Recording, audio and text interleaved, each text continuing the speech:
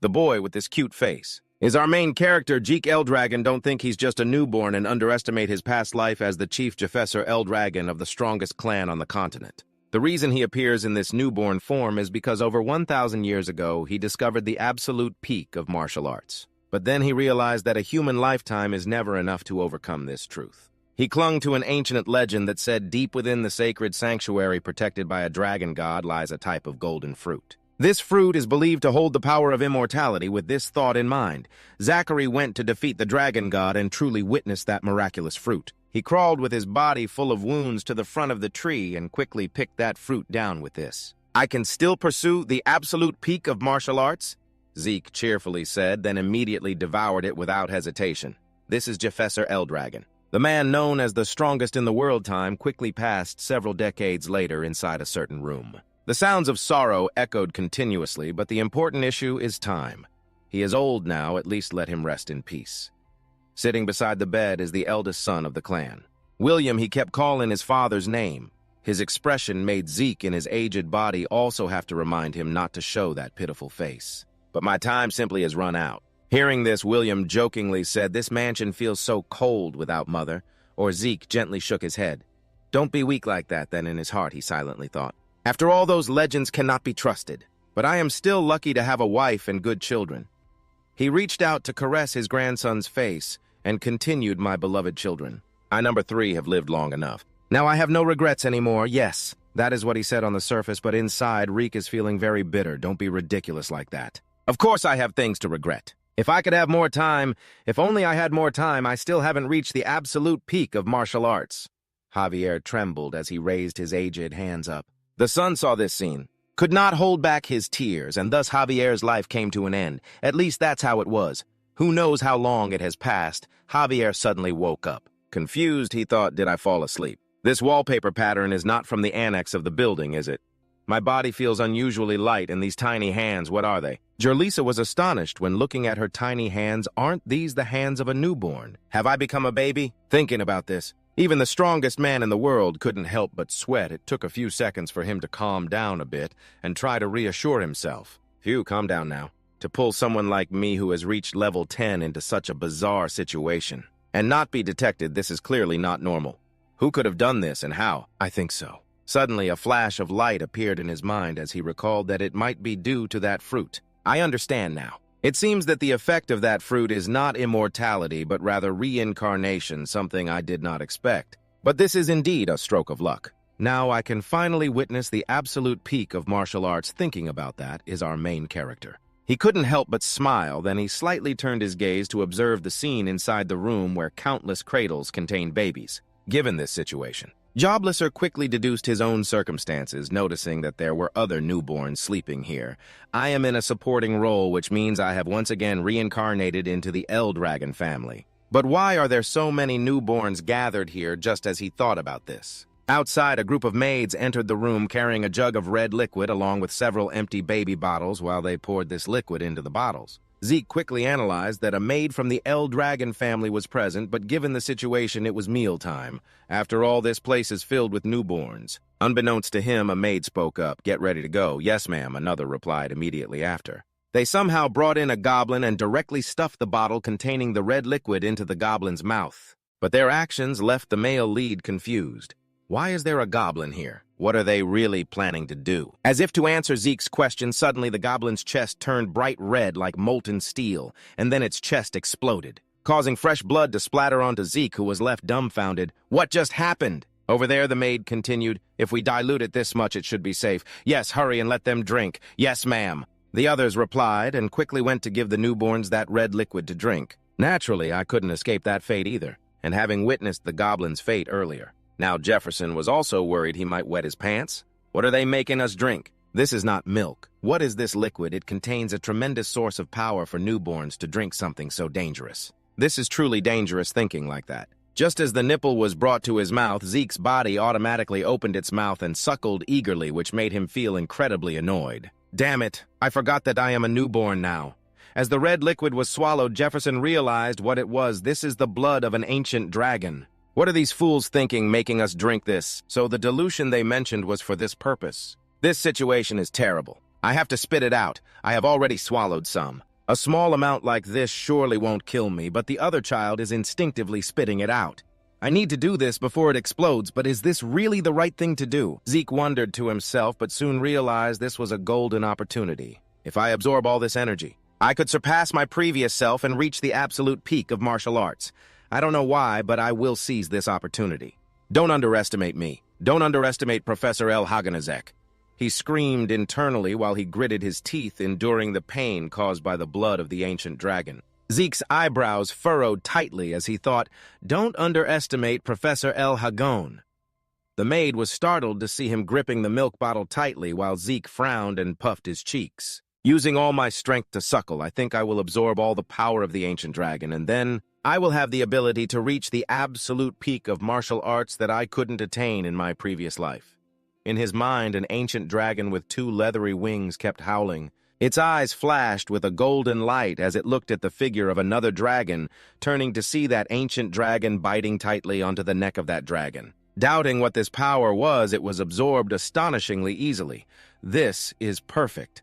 Outside, he lay on the soft cradle, frowning and constantly looking around in thought. Somehow I managed to. Zeke lay inside, feeling the energy from the nearby cradles, pondering that the other children seemed to have survived. Indeed, one should not underestimate the survival instincts of infants. Damn it, it really is a child's body. After a while, he sucked on his finger and fell into a natural sleep, feeling too sleepy as time quickly passed. 7 years later, inside the forest, a voice rang out, counting 998, 999. Zeke, one hand on the ground, was doing push-ups with a rock on his leg. Then he forcefully kicked the rock high into the sky. Next, Zeke quickly jumped to the side to avoid the rock falling straight down from above. The head of the El Dragon clan is now Zeke El. Zeke looked down at his hands, feeling grateful for such an excellent physique. All thanks to the blood of the ancient dragon. In his mind, he thought about this world. Currently, all living beings possess a certain power. Zeke recalled the vial of blood he had drunk earlier. The blood of the ancient dragon that Zeke and the other children were forced to drink contained an endless source of power. He remembered that enormous energy pondering about the children who had consumed it. To some extent, they all gained a physique far superior to ordinary people. Zeke felt that energy reflecting on the power of the divine dragon that he had defeated in his previous life. It resides within me. Zeke, the only child to fully absorb the entire source of the ancient dragon's power, underwent changes that astonished even himself. He closed his eyes, feeling emotional, but he had only achieved the first star. Zeke looked down at his hands and muttered, "Achieving only the first star is really disappointing. I should have at least reached the 4th star by now." The stars are the source of a person's power. When pushed to a certain limit, he felt the energy radiating from within his body. The body is viewed as a universe with countless stars floating inside. The more stars there are, the greater the power achieved, but every time the number of stars increases, creating more stars becomes increasingly difficult. Zeke clenched his fist tightly, contemplating.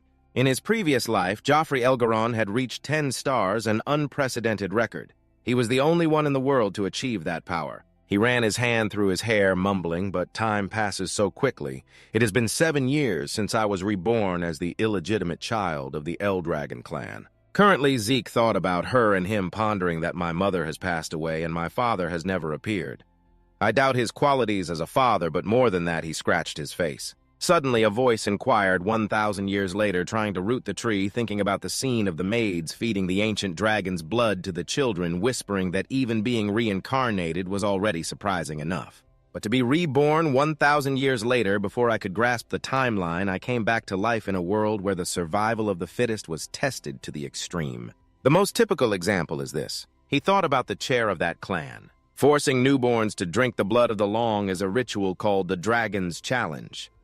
Zeke thought of those survivors, silently thinking that only the children who survived this challenge could receive the education meant for El Dragon warriors. That was how it should be. He turned his head and saw the maid stepping out to find him. Zeke stared at her and exclaimed, "I'm afraid I can't answer that question." He thought about the past 7 years without any guidance coming to Zeke. Zeke was full of agitation towards the maid, thinking it was quite strange. Those who pass the challenge will be trained in combat, right? But here there are only maids. She heard this and questioned back, "Is there a problem with that?" He was startled and stammered in reply, "No problem." but Zeke raised his thumb, pointing at himself, loudly declaring, "Right now, physical training is important to me. More than learning to fight, I can do that myself." He placed his hands on his hips, looking towards the maid, inquiring, "But at least I want to know a bit about the other children. Or about the main clan, don't you think so?" She coldly replied, "I'm afraid I can't answer that." Reek frowned and asked back, "I was just talking about clan matters. Do you understand?" She closed her eyes and replied, "I'm afraid I can't answer that." Hearing this, his expression immediately darkened as he shouted, "Is this all you can say?" The maid also frowned and coldly replied, "I'm afraid I can't answer that." Zeke, with both hands on his hips, shouted loudly, "Isn't it a bit harsh to treat me like this?" She bowed her head respectfully and replied, "We are only ordered to take care of your daily needs." He stared at her, thinking that this maid was at level 3. Just with basic combat training, one maid might be enough. Immediately after, under her doubtful gaze, Zeke turned and left, saying, "Is that all fine? I will live in the forest together. 7 years with only minimal interactions like this. It's really too unusual." At that moment, he turned his head to look back, inquiring, "Have you finally ignored me?" Then Zeke quickly entered the dense forest alone. One shadow followed. He quickly reached down to uproot a small plant and stuffed all the grass inside. He chewed vigorously, immediately sticking out his tongue, making a moaning sound. The poisonous grass still tasted disgusting, truly terrible, but this could also be considered training. He turned his head, glancing around his mouth, continuously urging, "Be patient, be patient." Reek glanced at the bushes behind him, whispering, "But someone has been watching me closely lately. I really wish I could do something." He exhaled, looking ahead, and shouted, "Wow, I didn't expect they would reveal themselves for such a trivial matter. Really, if you have something to say, come out and say it directly." Zeke pouted and quickly walked towards that direction. He reached out to part the bushes to check inside. A flash of purple light flickered in the air as he hid behind the thick bushes, whispering that there was something over there. Reek saw a wild boar completely covered in black bones, pondering that it was a frenzied wild boar. He frowned, staring over there, wondering about the black bones that had not existed for 1,000 years. What could that possibly be? Suddenly, the wild boar turned its head, staring intently at Zeke, its entire body covered in black bones, then quickly charged towards him. Seeing this, Zeke was filled with excitement, a bright smile on his face as he looked at the wild creature. Immediately, he leaned to the side to dodge it, his eyes shining as he clenched his fist, gathering a warm yellow light. He struck powerfully with a punch. This sent the wild boar flying backward a considerable distance. Zeke lowered his head, looking at the light flashing on his hand, exclaiming that he had only lightly touched something of the same level as the first star. Yet it generated so much power. He immediately carried the wild boar's corpse away. The quality of the stars is truly important. I'm starting to feel bored being left like this. Should I set off on an adventure, Zeke left the forest behind, quickly moving away if he wanted to go somewhere. The sea was the first destination. Behind a tree trunk, a man tightly gripped a staff in his hand, silently wondering what was happening here. Although he was not properly trained, he had used the power of the first star to defeat a frenzied wild boar with just one blow. More importantly, he had also sensed his hidden presence. That child is not ordinary. He thought of Zeke, pondering how his mother had passed away early and his father did not care. How could a child like Zeke receive proper guidance? However, because the bloodline of the clan flowed in his veins, he was not allowed to escape from the clan and was always monitored. The man sat cross-legged on the ground, mumbling. Even if he was born out of wedlock, he still belonged to the clan's bloodline. This could be quite interesting later on. Immediately after, his figure vanished without a trace, leaving no sign behind. At the house where Reek had grown up, he tightened the straps of his backpack on his shoulders, inquiring who they were. 3 of them were at the 4th star level, and 1 was at the 5th star level, all seasoned warriors. What could people like them want here? Reek stood outside the door, pressing his ear against the wooden panel, listening to the sounds of discussion inside. The air in this countryside was so fresh. The team leader was right. There were no gaps nearby. So perhaps there was little chaos. They seemed to have no ill intentions. At least it didn't seem like an assassination in this case. He pushed the door open with force and asked, "What are you doing in a place like this?" Zeke looked at the badges on the 2 of them, wondering if something had happened to the Elegon family crest. Shortly after, the man quickly stepped forward, removing his hat, placing his hand on his chest, bowing respectfully, and replied, "This must be our first meeting. We have come to escort you, Reek. You must participate in a test." Zeke was startled upon hearing this, puzzled about a test. He then widened his eyes in disbelief. An exclamation of surprise escaped him inside that small wooden house. Zeke's incredulous voice echoed everywhere. "Even though I haven't been taught anything yet." Zeke crossed his arms, staring up in astonishment. I can't believe I'm going back to the main estate. At that moment, he was standing in front of the grand and luxurious estate. Then he was brought back to the main clan by the messengers sent from the main house. The servants quickly spoke up to remind him. Zeke, you need to change your clothes. You can't enter the estate looking like this. At that time, he was taken aback. I can't enter, but isn't this where I live? Speaking of which, that object called the Dragon Tomb seemed to have been around for the past 1,000 years. The Elrond clan has established a specialized educational academy. Zeke recalls what he had known before. Those born into the Li Gold clan all have the goal of joining the Dragon Tomb and are educated at home until the age of 7. Today is the entrance exam, and he smiles confidently, thinking to himself, I will pass. I am someone who has not been properly educated at all. My legs are trembling as I stand straight observing my surroundings. Suddenly, he squats down, holding his head in frustration. Nevertheless, participation in the exam is mandatory, so I have been brought from the border region to here. Zeke cannot help but remember himself back then. Why does this happen just when I plan to leave? After all the preparations, there is nothing left. Just as he is squatting on the ground, suddenly a voice comes from behind him. A boy with light blue hair looks gentle. He bows his head and asks Xander from Oscar Village, are you okay? Is something wrong? Seeing this, Zeke looks up confused and asks, who are you? The boy, hearing this, awkwardly explains, I am Xander. You don't look well, so... Zeke's expression shows he is not very concerned. Staring at Janja, he feels the boy radiating a source of energy. He silently evaluates in his heart, this kid looks timid but quite sharp. So Reek suddenly stands up and says, sorry about that. He smiles warmly and introduces himself. You are Zanessa, right? I am Zeke. Then Zeke sighs, exclaiming, I really don't understand what they intend to make us do. Zanessa, hearing this, looks confused and hugs her arm, saying, the content of the exam hasn't changed in years, yet you casually say, I don't even know what the exam consists of. With no background hearing this, he turns pale in shock. What, Janessa not knowing anything about the exam is too reckless.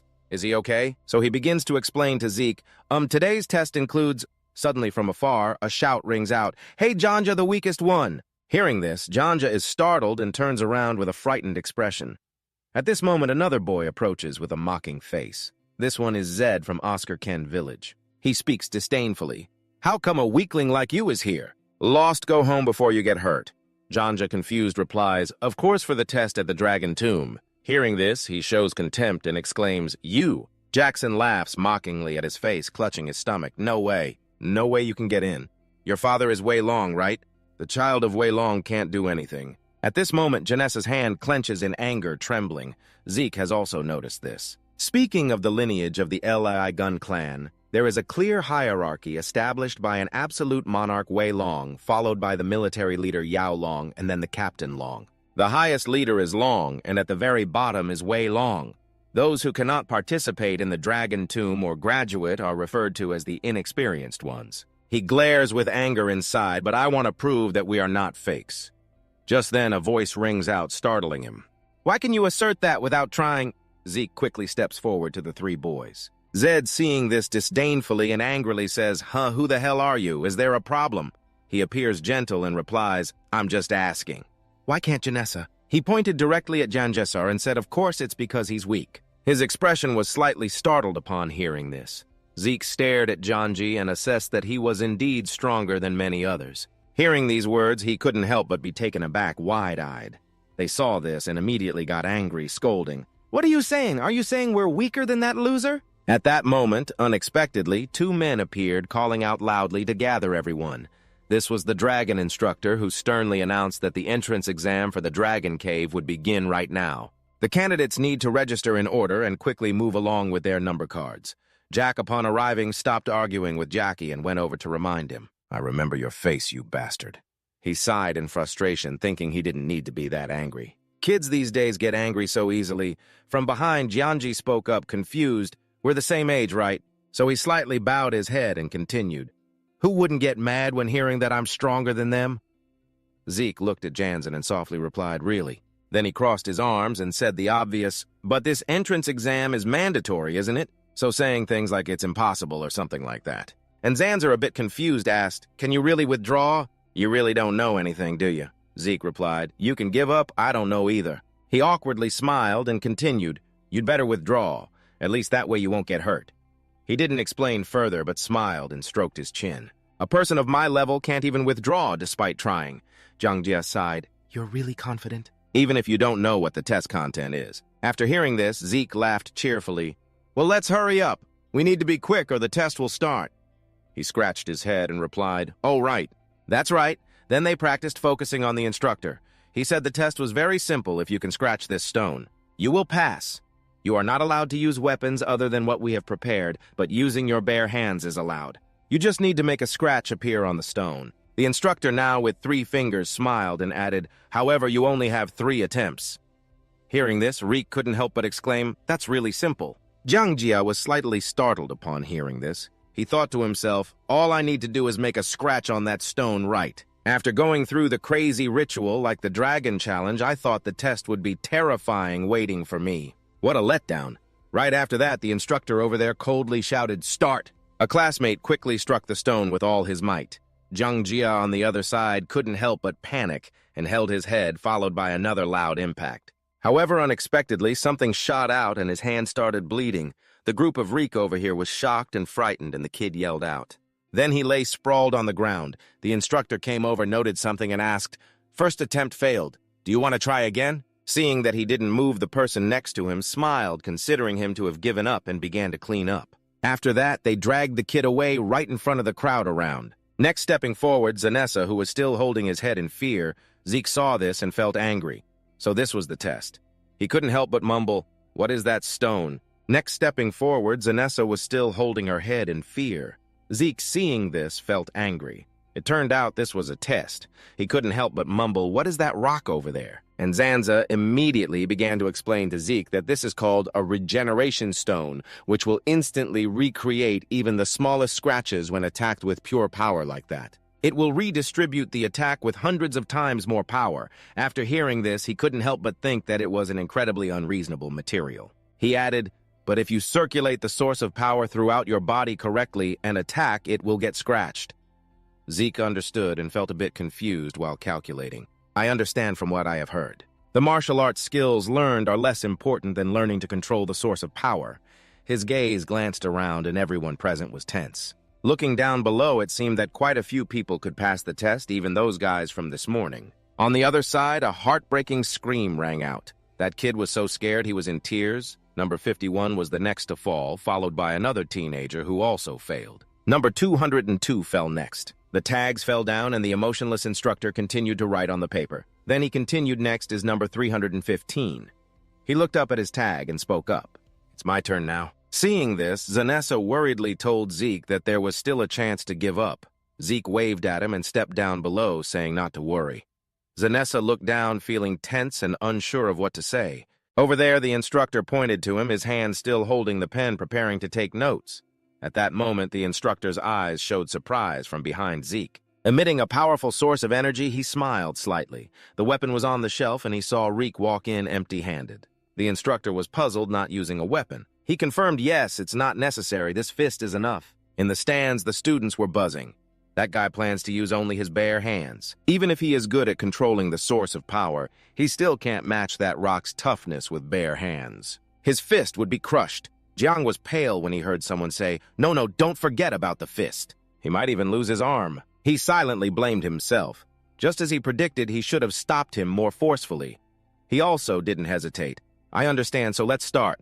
When touching the rock, Reek silently assessed that this was indeed the first time he had seen such a mineral. This must be a product formed after thousands of years. There are too many things I still don't understand.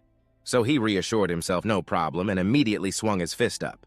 Zhang panicked, jumped up, thinking this isn't good. I have to stop him, so he shouted loudly, Zeke. Meanwhile, Zeke was very excited about this. He could unleash all of his power right now, while Yan stared blankly as he still had no intention of stopping. The technique that JK was using at this moment was Dragon Destruction Martial Technique. The first move burst. In an instant, the rock exploded, debris flying out with such force that even those in the stands quite far away were terrified. The instructor stood frozen because this exceeded his imagination. He smirked arrogantly, just as he had predicted, thus Reek was pleased. This technique is still a bit beyond the capabilities of my current body. I still need to practice more. The stands fell silent. No one had recovered from the recent event. After a moment, Z spoke up angrily. It shattered the rock. Meanwhile, Lika also praised how interesting while Jiang was still in shock, unable to believe what had just happened, then gasped and shouted what meanwhile he silently assessed. No way the kid punched away half of the regeneration stone. This can only happen with someone at level 4 stars. Or higher than that, how could a child do that? In the heart of the instructor, he doubted, although he is an illegitimate child, does he really belong to the main bloodline? But the technique just now, it seems we have seen it somewhere before. Seeing him in a daze, the brother asked, "Excuse me, Judge, may I ask how my test results are?" The dragon teacher immediately announced, "Number 315 passes, bring the gift here, you take it." Reek curiously asked, "What is this?"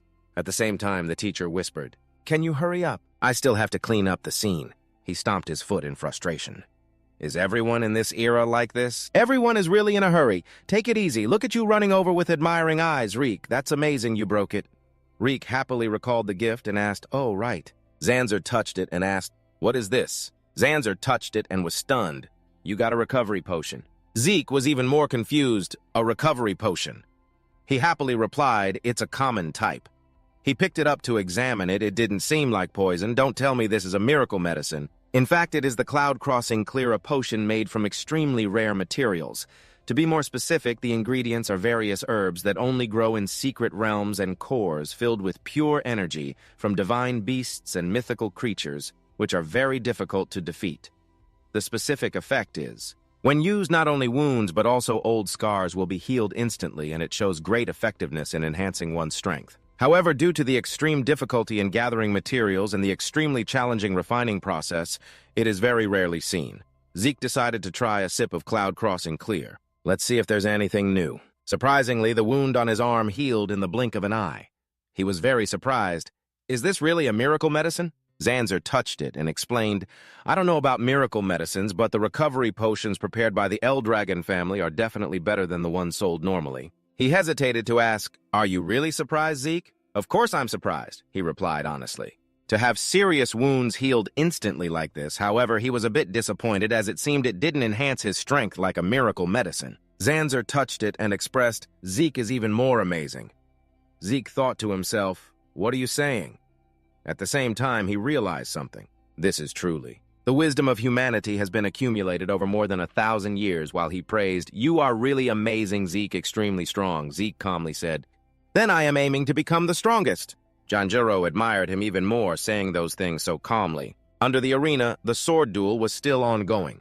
Number 373, number 395, number 405, listening to the results, he sighed inwardly that their passing was within expectations.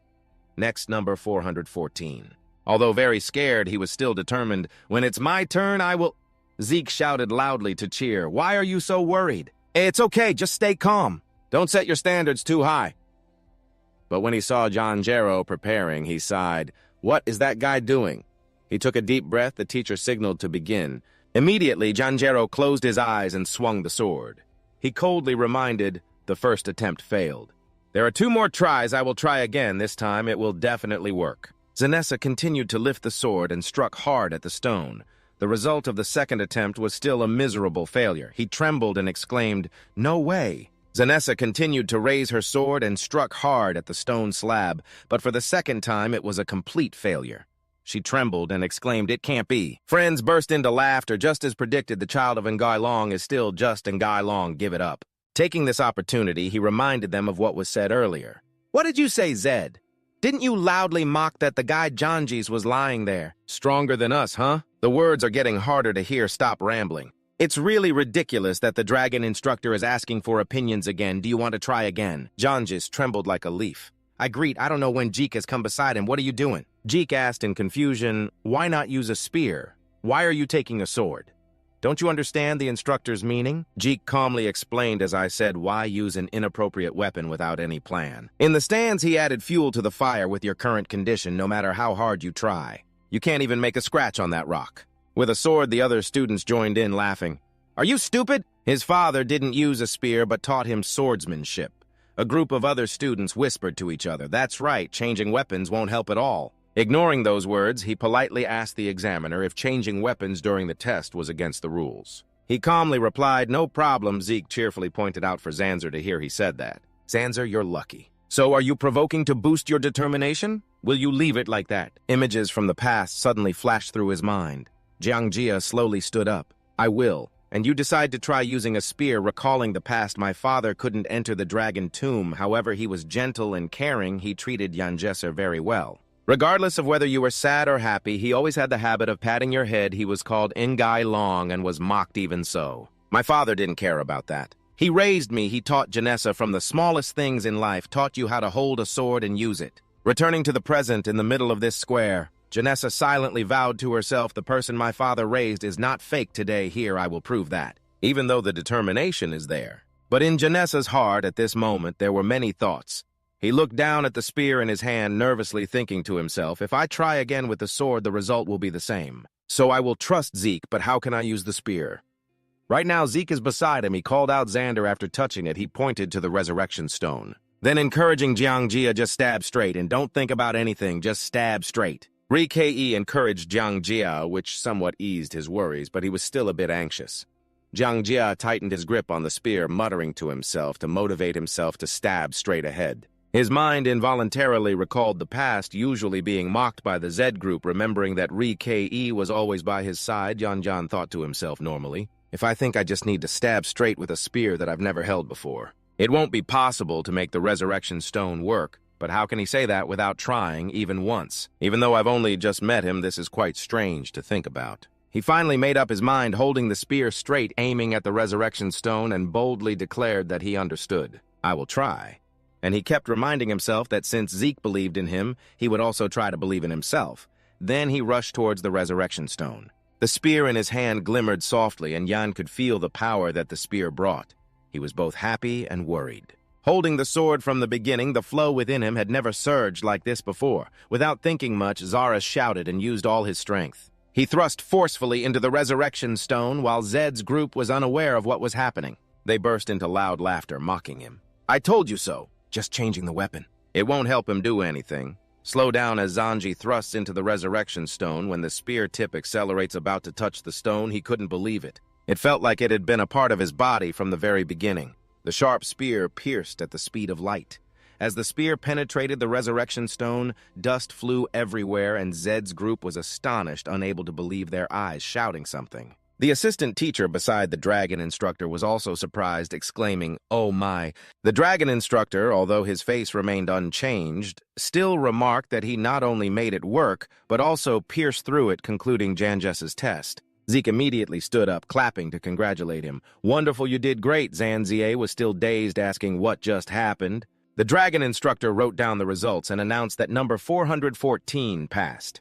Zanzie stood there, still holding the spear in disbelief, stammering, I passed. Zeke put his arm around him, smiling, and repeated, That's right, you did it. Just as I thought, after regaining his composure, Jiang Za's eyes welled up with tears of joy, murmuring, I passed.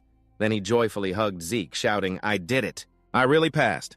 Zeke chuckled, saying, I told you so. In the stands, the two next to Zed were clamoring to refute and deny Zed's talent, claiming it was just a coincidence, right? At this moment, the dragon instructor announced loudly that the entrance exam had concluded, and he looked at the list of students who passed, then continued to announce that the enrollment ceremony would begin right now. Hearing this, Zeke asked Janessa beside him, Is that all for the enrollment ceremony? Janessa immediately replied, Yes, there might be other tests after we start school. Zeke asked again, So what do we do now? This question left Zanzer unsure of how to respond. He could only vaguely reply, there probably isn't anything for us to do. Just then, a steady sound of footsteps approached as a dignified group slowly walked out into the square. Upon hearing this, the dragon instructor spoke up, saying that the leader of the Eldragon clan would give a congratulatory speech for you all, directing attention to a man with a commanding presence. Silently among the crowd, Zeke curiously asked Zanzer, Who is that gloomy man? Zanzer turned pale at being called that guy, but honestly replied, That's the clan leader. Zeke, without any hesitation, bluntly commented on him. That clan leader with that face, can't he brighten up a bit? The ice might even be warmer than him. Hearing his words, Jiang Za was terrified and quickly covered his mouth, half pleading, half requesting, Please be quiet. Saying that, he slowly withdrew his hand from Reek's mouth, but was still sweating profusely, repeatedly asking him to please remain silent. Reek nodded but said nothing more. His gaze turned towards the leaders of the Eldragon clan, silently pondering that this was indeed the current strength of the Eldragon clan. A few level 7 elites and a considerable number of level 6 elites were truly a formidable force to think about. He couldn't help but sigh internally after hearing this. Jeek looked at the thoughtful chief of the clan and the current chief of the Elphagone clan. Currently, Banjo Elphagone was observing the mysterious aura emanating from him. Jeek silently assessed and thought he must be level 8 based on his knowledge. This level is extremely rare. He was level 8 1,000 years ago with even fewer than 12 people in the world possessing it. I'm unsure what this era is like. But thinking about this, he no longer kept his thoughts to himself and directly said out loud, "I don't like him." Upon hearing this, Jian immediately turned to stare at him. Zeke resumed controlling his thoughts, believing that was the father of the other leaders of the Eldragon clan who parted to the sides to allow Banzer to walk to the center position. The dragon instructor loudly signaled everyone with a few words from Mr. Banzer. As he focused, Banjo walked straight to the center position and spoke. His voice was devoid of warmth, succinctly stating, "Strive to become the flesh and blood of Eldragon." His words emitted a strange magical force, blowing away Zeke.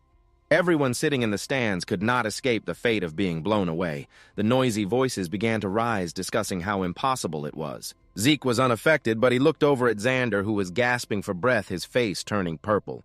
He worriedly called out to Xander, glancing at the others around who were also struggling to breathe.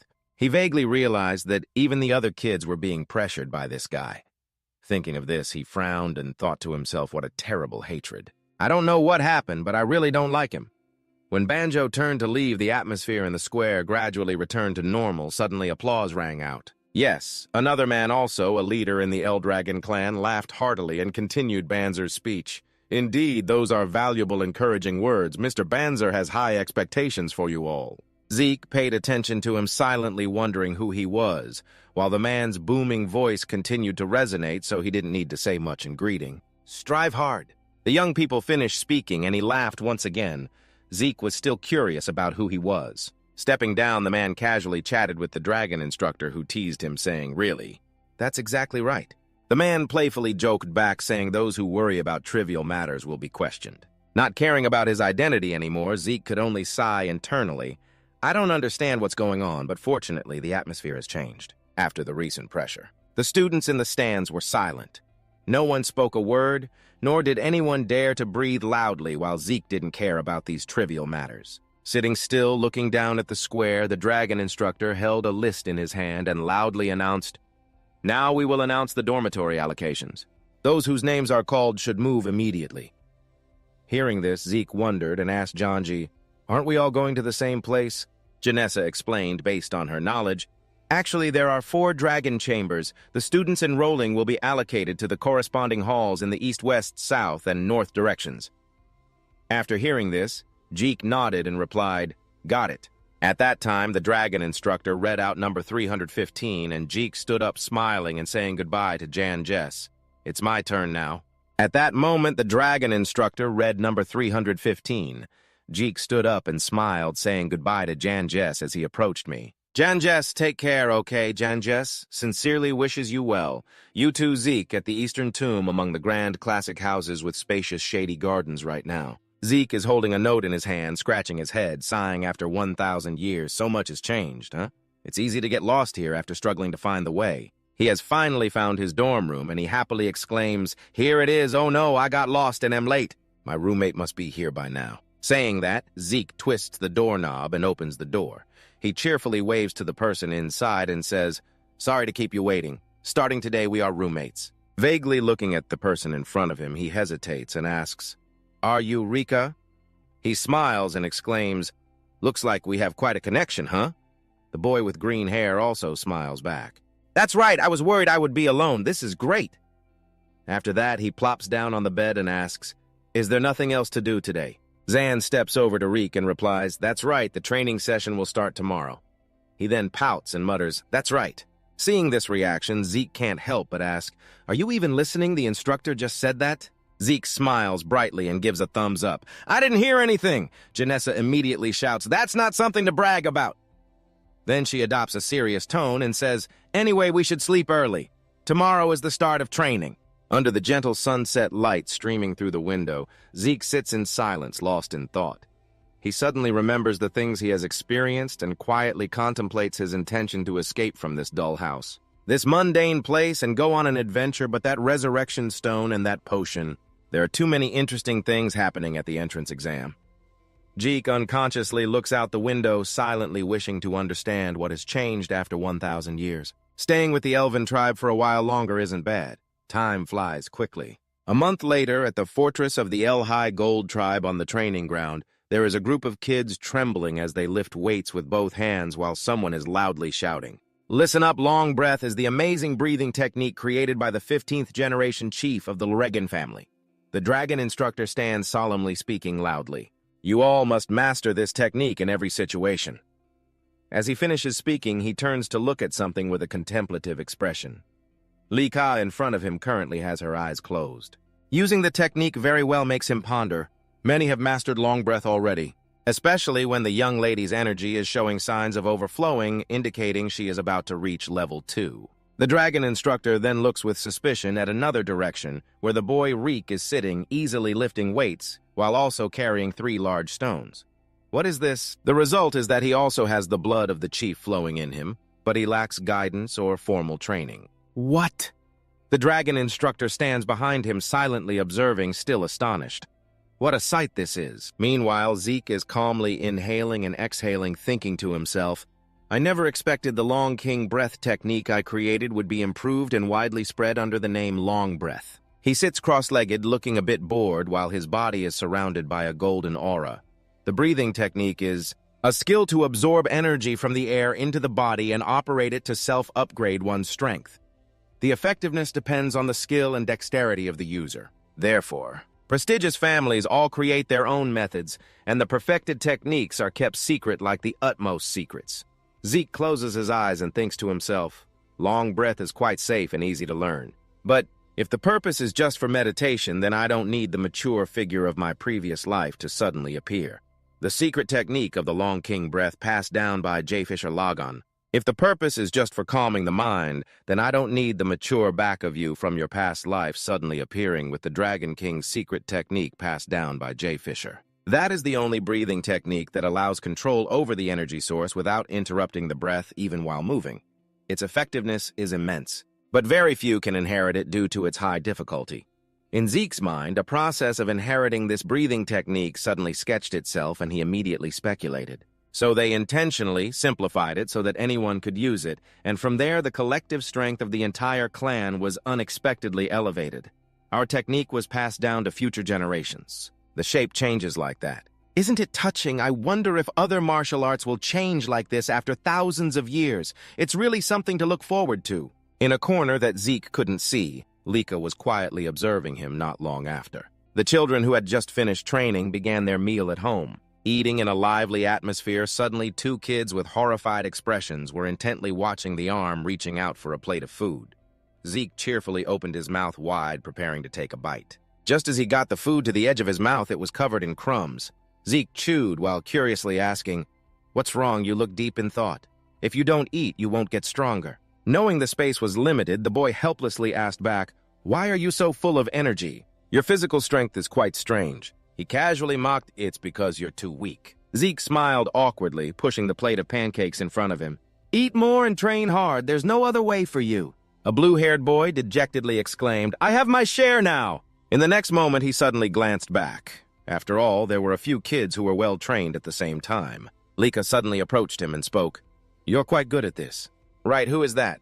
he thought to himself. Zeke instinctively spoke up. "Who is it, Jan?" Jan, hearing that, immediately spat out the sip of water he had just taken. He quickly pulled Zeke aside and whispered, "Zeke, don't you know? This is Miss Laika, the daughter of the clan leader." Zeke replied indifferently, "I don't know." Zansar was shocked and shouted, "No way! She is one of the candidates for the position of clan leader successor. Normally, we don't have the right to talk to her." He was pressed close to her face and blurted out, "If that's the case, then she's also the daughter of the clan leader, even if she's an illegitimate child." Zansar was momentarily stunned while Lika across from him unexpectedly asked with a calm expression, "Are you the illegitimate child of the clan leader?" "The successor clan leader, Lika Tifona Eldragon." Zeke propped his hands and immediately replied, "Why would I lie about such things?" Lika, hearing this, questioned, Then why are you strong enough to crush stone? Born with bare hands, right? She said this while slamming her hand on the table. An illegitimate child without support can't possibly do that. He turned back to continue cutting meat and then calmly replied, "Ah, that's just me." She spoke while slamming her hand on the table, saying, "How can a child born out of wedlock achieve that without support?" He then turned back to continue cutting meat before calmly replying, "Oh, that's just me. Don't just stand there, eat up." Zeke's response made Lika silent for a moment, but then she suddenly smiled and said he was really interesting. Lika comfortably sat down next to him and asked, "So how about it? Be my subordinate." Zeke looked at her with a dead fish gaze, asking, "What did you just say?" Lika repeated the invitation while presenting the benefits. "Now I'm asking if you want to be under my command. I will be your support. A child born out of wedlock surely wants an ally." "Right." In her mind, she envisioned the two of them standing side by side in the future, raising their glasses, one hand resting on the table, smiling as they painted a picture of the future. "Then use your strength to help me become the clan leader. Of course I will treat you well after I become the leader. How about that?" Zeke immediately closed his eyes and refused, "No thanks." Lika suddenly lowered her voice, causing him to look over, wondering what was wrong. "Don't tell me she's cold and exuding a strong aura. Do you also intend to compete for the position of clan leader?" Zeke sensed that aura, but only thought she was at the second level. "Can she emit spiritual energy outside her body at such a young age?" Interesting, but he replied indifferently, "Do whatever you want. I'm not interested in becoming a clan leader or anything related to clan matters." Lika couldn't help but be surprised, slamming the table and standing up. "What is this? What else is there?" Before she could finish her words, something suddenly flashed before her eyes. Zeke's face darkened as he forcefully stabbed the knife in his hand into the table just a few centimeters away from Lika's fingers. Zeke widened his eyes, gleaming with a golden hue, and said, "I do not serve anyone because I am the strongest." Under that gaze, Lika's whole body suddenly stiffened as if she had been electrocuted. Her face turned pale as she thought to herself, "Am I being threatened?" At that moment, Zanza, trembling, stood up to intervene. "Calm down, it's okay," but Lika suddenly shouted in an angry tone, "Then I will force you to submit and fight me." Zeke chewed while looking confused, while Zanza beside him was so scared she froze for a moment. A boy who was walking suddenly turned his head and asked, "Where are you guys going?" "To the training ground. There's a match between the newcomers and Lady Lika." The boy exclaimed in astonishment, "Lady Lika from the Tefona clan, with whom? Why is that?" "Who knows?" At the training ground, other newcomers who came to watch the match hid behind the wall, whispering to each other, "This is a duel. Who is that guy?" At this moment, Zeke was also rubbing his head, mumbling, "This is tense." Zanza, worried, asked, "Are you okay?" "The opponent is Lady Lika," he said nonchalantly. "Even if you say that I don't know who she is." "Why did you suddenly change to a formal tone?" The green-haired boy's eyes widened as he shouted, "Of course you are the son of the clan leader." Zeke just smiled lightly and replied, "Oh, do whatever you want. It's more important." Zanza clung to his hand and exclaimed, "Please think carefully. Lika is the daughter of the current clan leader Banzer, and also carries the bloodline of the Tefona clan, one of the 4 major clans supporting the Eldragon house. She is a genius who mastered all variations of the Great Thundersword technique, a legacy of the Tefona clan since she was 7 years old, just like the other extremely talented children of Lord Banzer." As soon as he finished speaking, Zeke, confused, raised his hand and expressed, "Sorry, I only understand that she is the daughter of the clan leader." Zanzer was startled and shouted why he explained that everything was new to him. The blue-haired boy, disheartened, held his head and asked, "Why don't ask?" And then Reek suddenly spoke up to comfort him. But not knowing makes it even more interesting, right? He grinned and laughed, exclaiming how extremely interesting it was. Even though he saw Jeek's reaction like that, Zanessa still worried, even though Lord Jeek was strong, facing Miss Lika was still too disadvantageous. "Why did you accept the challenge?" He rubbed his chin and replied, "Well, when someone challenges me, I won't back down." As soon as he finished speaking, Zeke turned his head to look in the opposite direction. She seemed to be present already. Lika planted her sword into the ground, her face angry and full of vigor, announcing that the casual conversation ended here. Lika slammed her sword into the ground and shouted, questioning if the chatter was over. Zanessa trembled in fear while Zeke smiled beside her and replied, "Everything is ready, it's all done." Jiang was panicking, shouting as he moved away, "Please, just be careful, Zeke, stay calm." I asked Lika, "Right. Careful, that depends on you. Why are you so determined to challenge me?" She confidently replied, "I want to become the clan leader to do that. I have to make you submit and join me."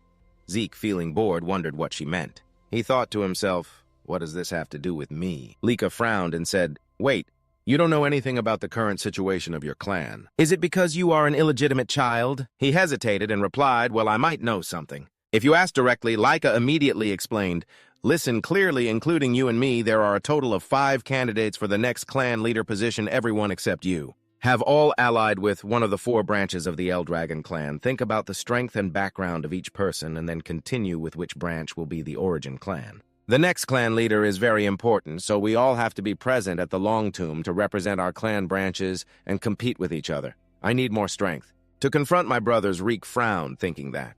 There is currently a confrontation between the 4 clan branches, huh? It's complicated, I'm not sure I understand. Then he said he understood. Then Lika, while drawing her sword, said, therefore, as a candidate for the next clan leader position, I need to consolidate my resources more, she declared. That's the reason. Leica jumped. Reek alertly raised his head. Lika lifted her sword and leaped towards him. She shouted, right here, I will defeat you. Leica swung down, but Zeke nimbly dodged to the side. He tilted his head to evade Lika's slash, and she angrily yelled, I won't let you escape. A stunned student exclaimed too fast, a friend standing beside commented. When she used that giant sword, it was so easy. Leica continued to chase Zeke, and the observing students were buzzing about her ability to control her power so accurately. And she was also attacking faster. It turned out this was the power of an heir from a clan, the strength of the children from the main clan. It's just a matter of time before this match reaches a decisive moment. Lika gritted her teeth, wondering why she swung her sword, but Reek was able to dodge. Then he quickly stood behind her, teasingly smiling, and said, I can't land a single blow, while Lika widened her eyes in amazement at the incredible scene on the battlefield. Zeke looked at her and muttered, evaluating this martial skill. I have never seen anything like this, especially at this speed. It's not something you would expect from someone at the 1st star level. Lika angrily shouted, shut up and focus on the match. Zeke clenched his fist and replied, I'm focused, that's why, causing Lika to freeze, staring at him in confusion as he had just punched her straight in the stomach. He coldly said, I can counterattack like this. Lika, in pain, coughed and leaned her sword against the ground, holding her stomach, as the students outside murmured in disbelief, no way. Every attack from Miss Lika missed. Who is that guy? Lika raised her head, gritting her teeth, and questioned, why can't my attacks hit you? For someone at your 1st star level, I should be much faster. I should be way faster than you. Zeke smiled and replied, you are indeed much faster than any 1st star I have encountered. He glanced and added, but you are still at the 1st star level. Lika angrily questioned, aren't you also at the 1st star level? You shouldn't be able to keep up with my movements. Zeke chuckled lightly. It's simple. He observed her body and then said, breath control and muscle movement, Reek explained, just by observing those things. You can read most movements. The rest comes from experience. At that moment, Lika forced herself to stand up, swung her sword at him, and shouted loudly, how ridiculous! He leaned back to dodge Lika's attack and said, I told you, as he placed his hands on the ground using his legs to kick Lika, who gritted her teeth in anger. Zeke tightened his fist, aiming at her, and said, I can read you. Lika was punched by Zeke, sending her crashing against the wall. Zeke frowned in silence as a student shouted, Miss Lika! The people around were astonished, murmuring, no way. Did she really lose? Miss Lika has lost? Janji rushed over, exclaiming, Sir Zeke is amazing! He has defeated Miss Lika! Zeke coldly retorted, not yet. As the dust began to settle, Lika stomped her feet. Zeke smiled and remarked, she has concentrated all her strength into her core to withstand my attack. That's not trivial. Lika, in pain, held her stomach gasping, while Zanjasa panicked, advising, Miss Lika, that's enough. Zeke interrupted. Zanjasa, step back. I won't take responsibility if you get hit. Around Lika, a faint aura emanated. He told her earlier, but she has already shown signs. But she has reached the 2nd star level, right? Lika wiped the blood from her face and slowly walked back to the battlefield as the students around gasped loudly, exclaiming, Isn't that? Yes, that's right. That's the mark of the 2nd star level, a white aura. Reek thought to himself, 2nd star level, this is the state where one can release their power outside the body to use martial skills. The released power is called an aura. Lika adjusted her hair and said, thanks. Thanks to you, I have reached the 2nd star level. And now she frowned, looking at Zeke. Lika swung her sword and shouted, you have no chance of winning now. Zeke dodged her attack and laughed loudly. That's fast! Lika slashed towards him again. Zeke pretended to be surprised, but suddenly a small wound appeared on his cheek and Zeke was secretly astonished. What is this? He touched the wound with his hand and pondered, I remember dodging that.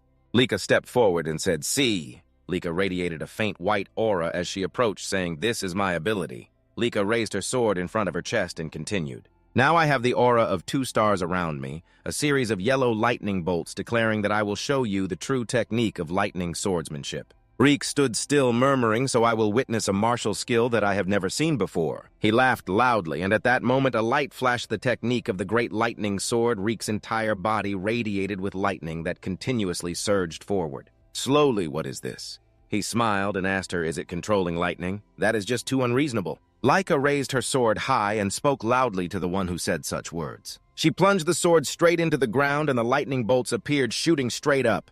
Zeke quickly jumped up high. He seemed to be quite enjoying it. Lightning net. He smiled, looking at Lika. It was vastly different from before. These lightning bolts were even quite challenging for me now. They above saw this and marveled at what kind of battle this was. Just needing to level up once and everything has changed so much. Janice's face was filled with fear and worry as she observed below. On this side, Zeke was still observing the opponent's weapon and calculating.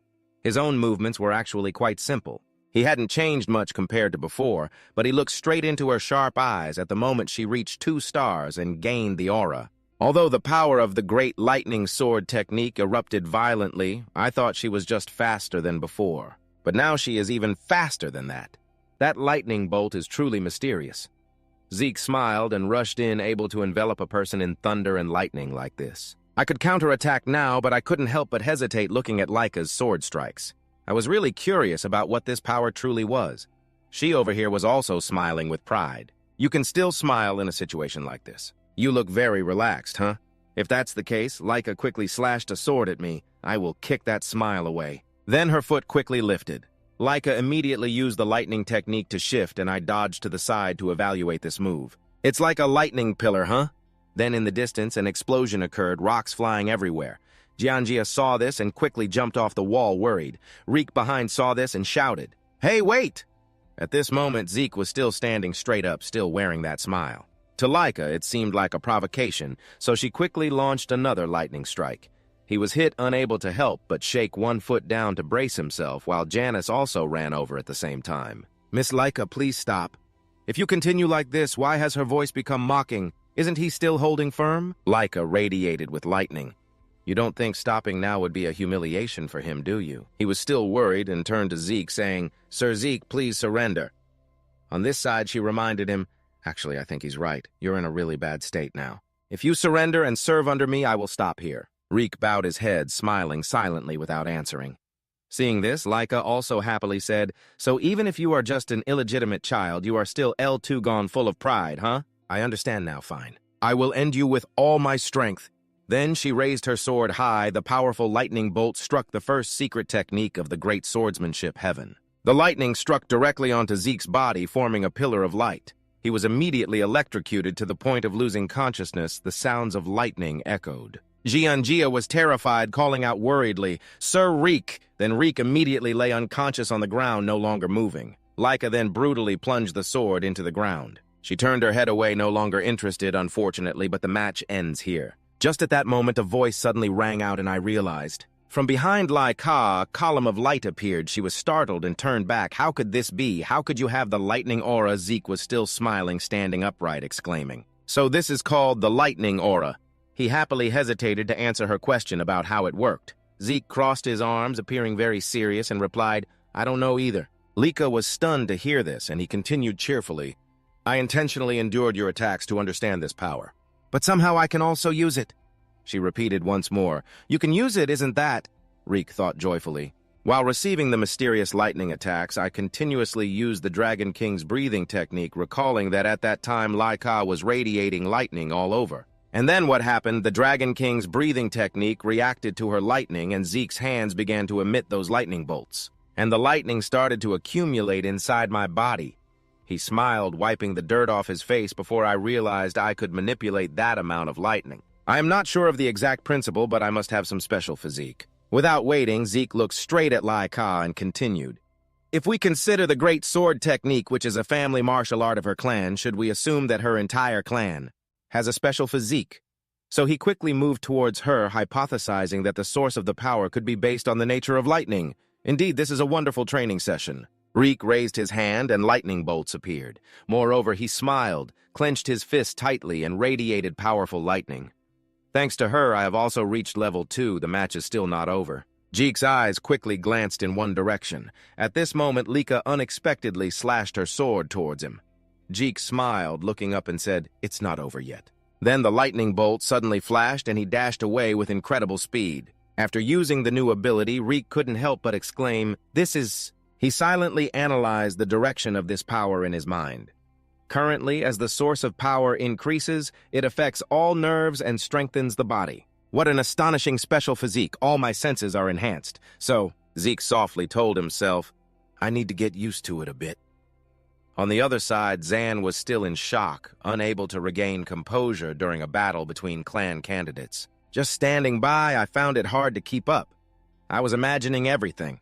At this moment, the two of them had already charged at each other. Zeke easily dodged the attacks. He was astonished, silently exclaiming at the thunderous slashes of Miss Laika, who could no longer attack.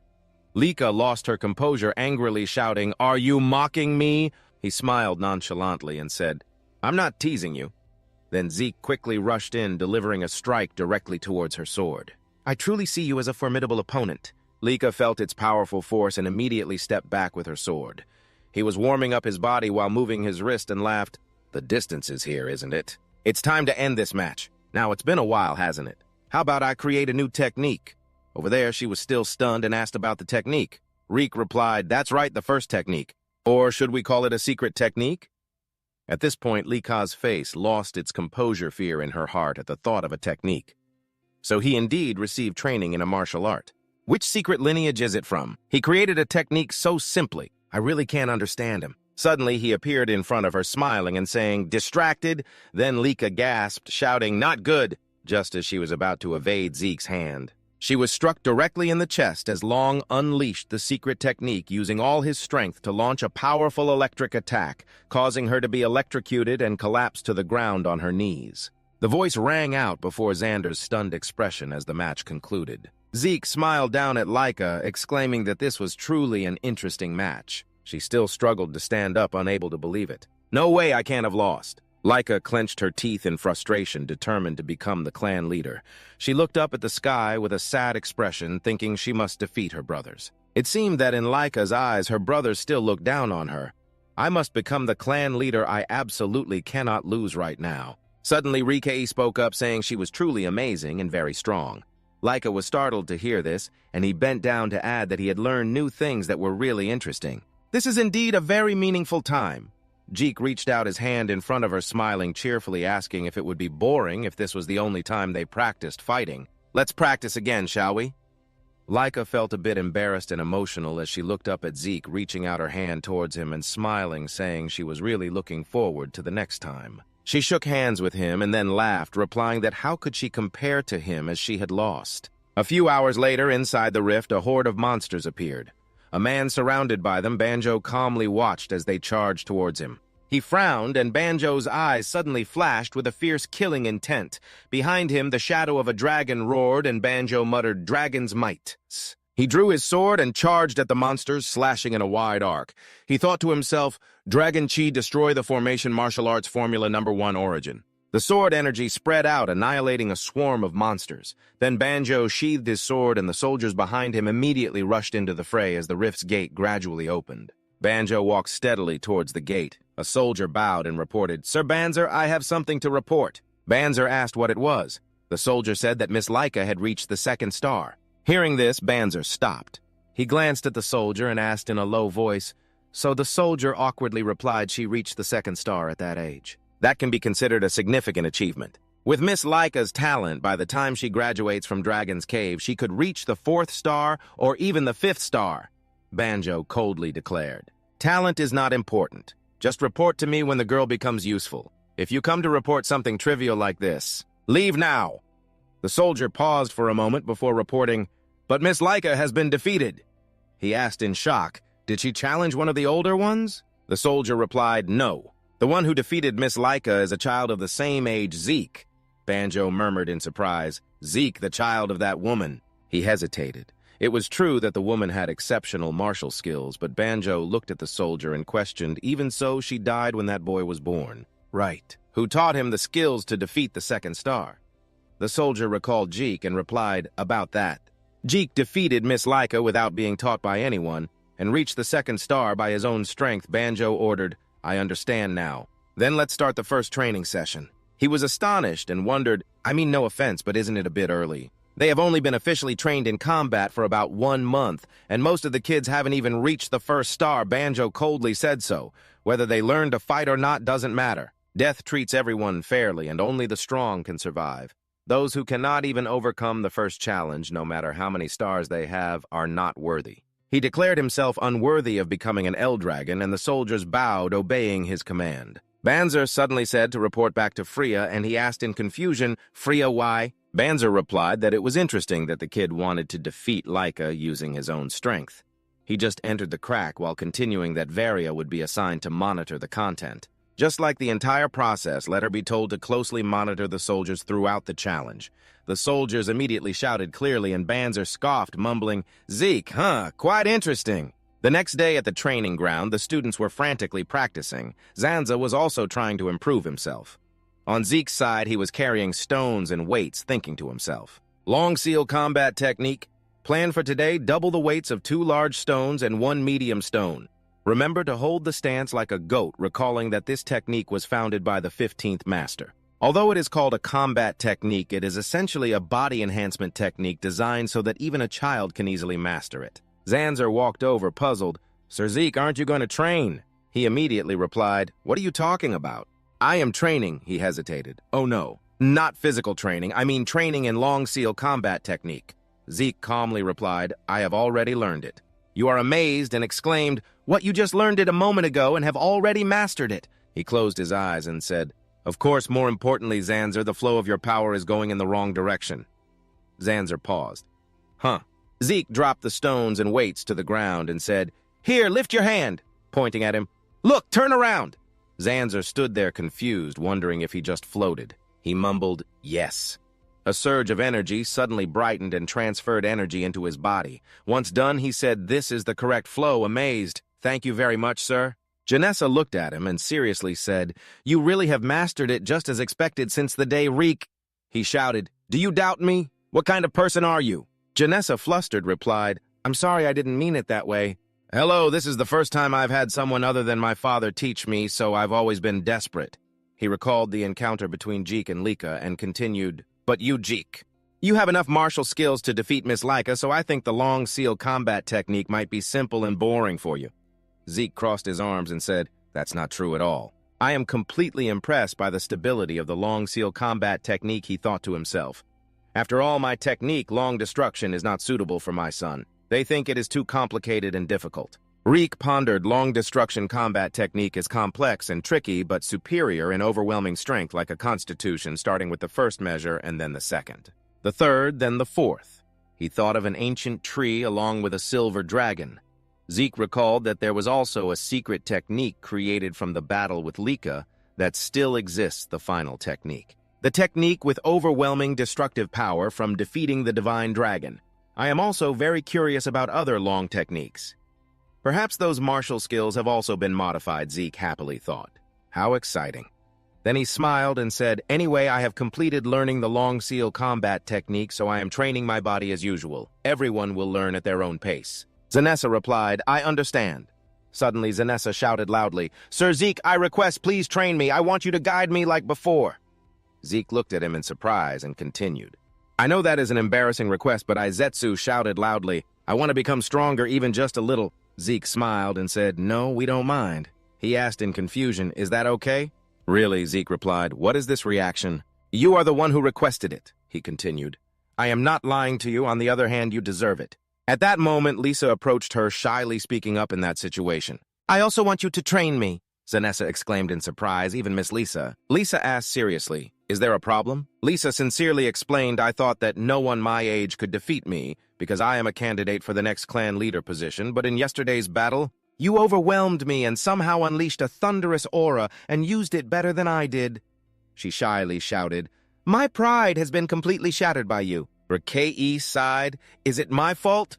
Jian, who was beside him, awkwardly laughed, and Li Ka looked at him determinedly and said, "But I want to become even stronger, strong enough to defeat my brothers and you too. So please train me again," she asked if that was okay. Zeke remained silent in thought. Li Ka looked a bit disappointed, I understand. Because you are also a potential candidate for the inheritance position, training with your opponent might not be appropriate. Zeke stood still, pondering without answering. She accepted silently, thinking back, it is indeed true. He is also a candidate for the heir position.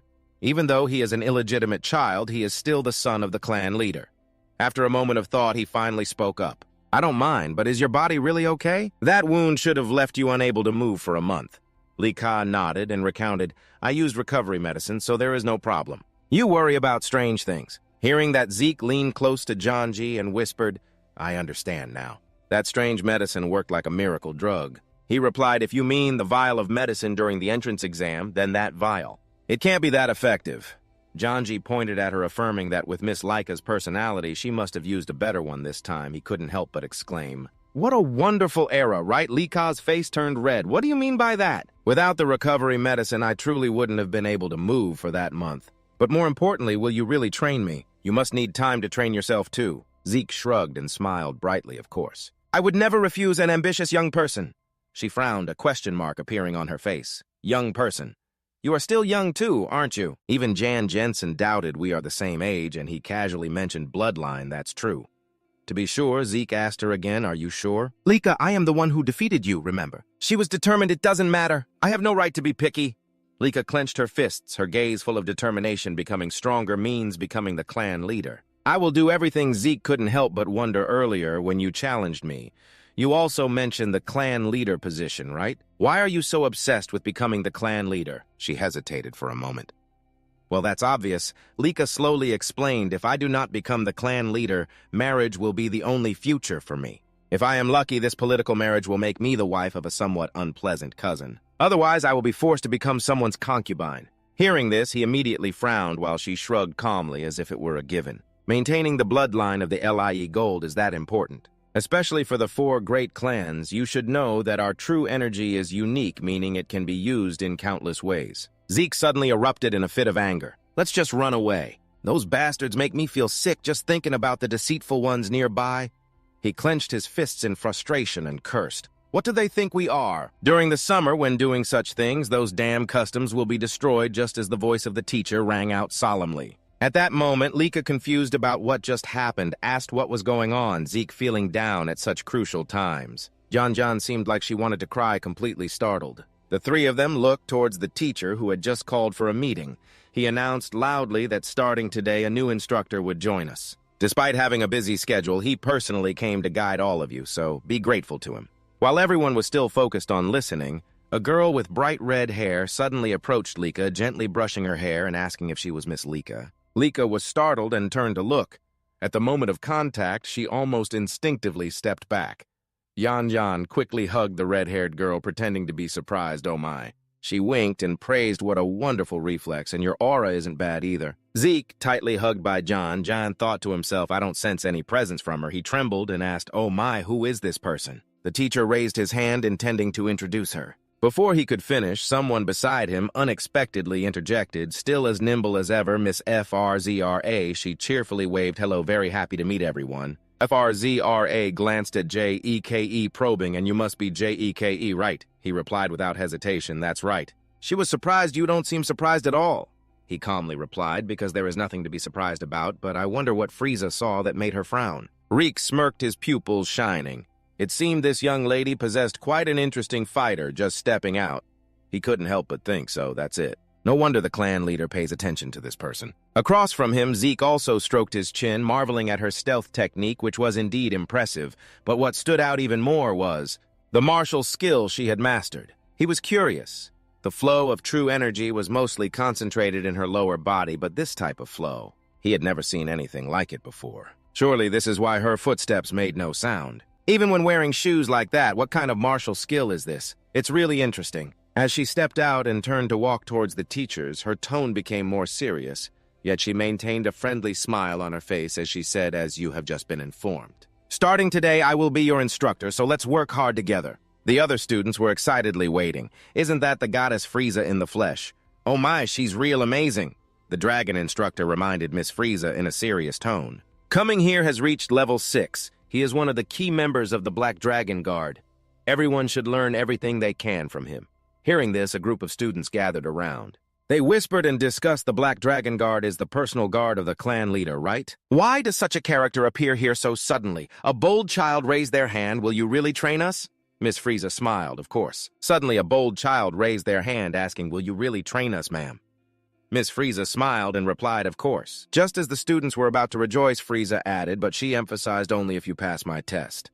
This statement hit them like a bolt from the blue, and they all covered their faces in despair. The test is sudden. Sai just came out and took out a crystal, encouraging them not to worry. It's quite easy. You just need to keep this crystal intact and try to survive in the Poison Dragon Mountain for 1 month. Long Mountain will be ready in 1 month. Jian gaped. Poison Dragon Mountain. Zeke also paid attention. That name sounds familiar. Poison Dragon Mountain is a land filled with extremely poisonous creatures where even touching a seemingly ordinary blade of grass can be deadly. It must be said that this is indeed a deadly place. He recalled that in his past life he often trained there. And back then, Zeke had curiously tasted a few types of fruits that made his skin crawl. The taste was horrible. He wondered if it was a bit too early for these kids. Sai warned if your crystal breaks or is lost during the challenge, you will be immediately disqualified. A trembling child raised their hand and asked, what if we fail? What will happen?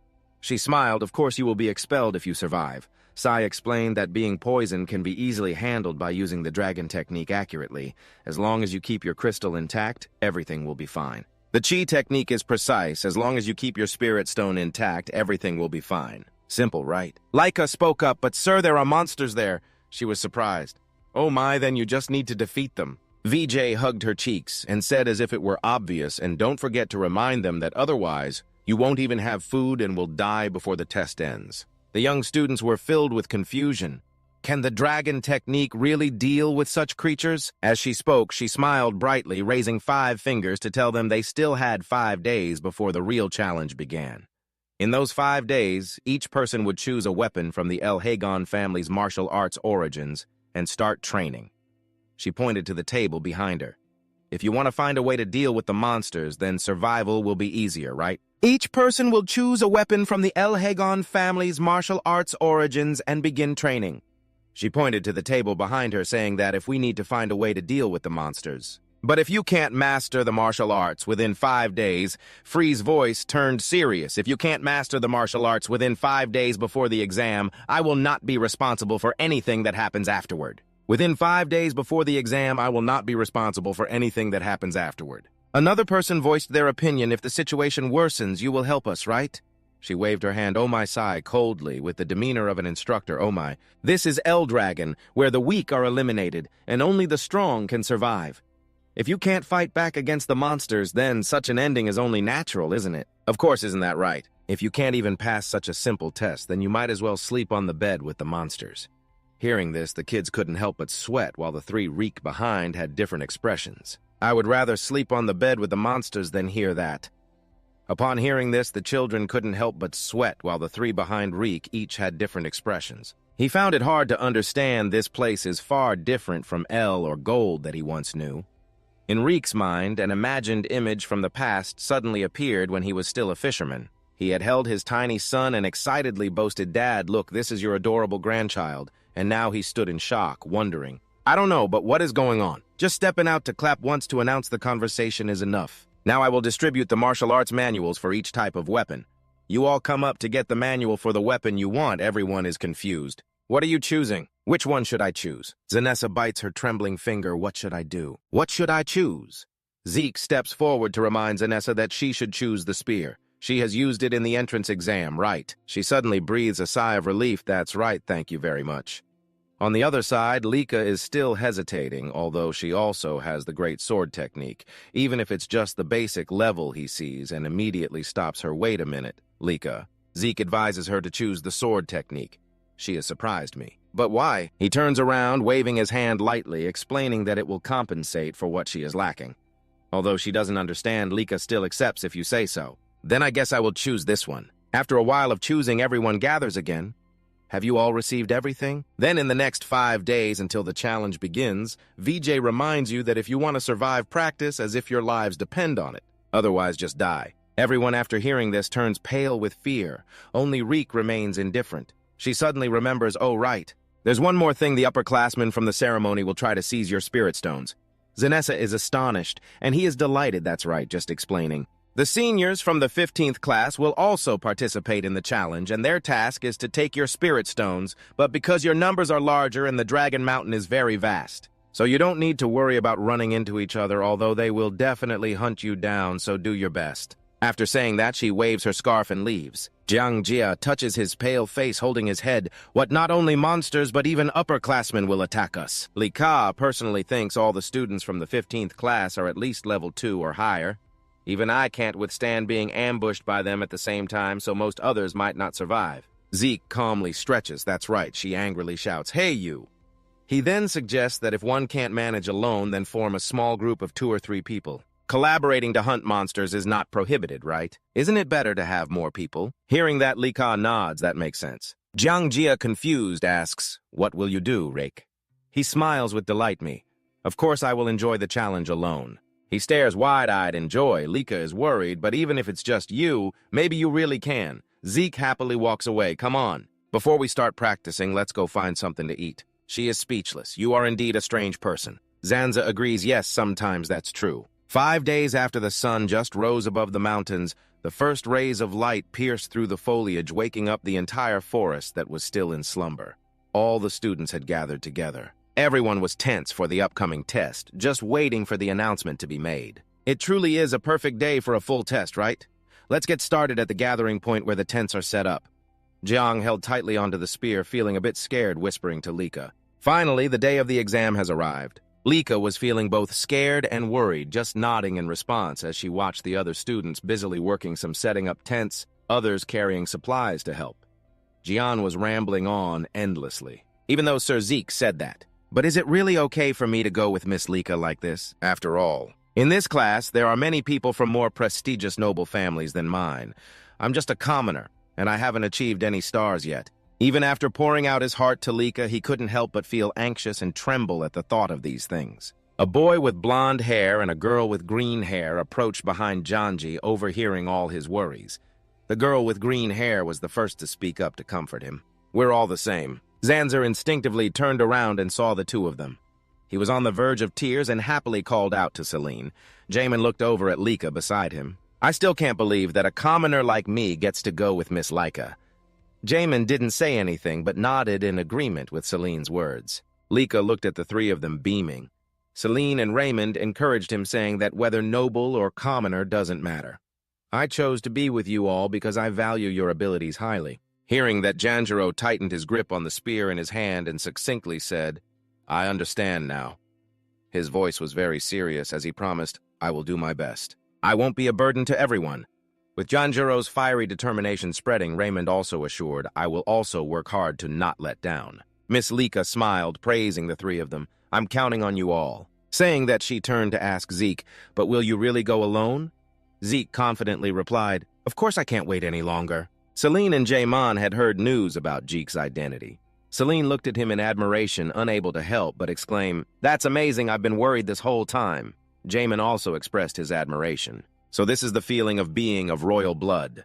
Hearing Jaimon's words, Lika loudly and honestly said, Don't compare me to him, I'm trembling too. Zeke looked a bit surprised and innocently asked Lika, Are you scared? What is there to worry about? Aren't Lika and all the outstanding students gathered here? Hearing him bring up this issue, it felt like it wasn't a big deal at all. The three of them, Celine, Raymond, and Xander, fell silent, helplessly sharing the same thought.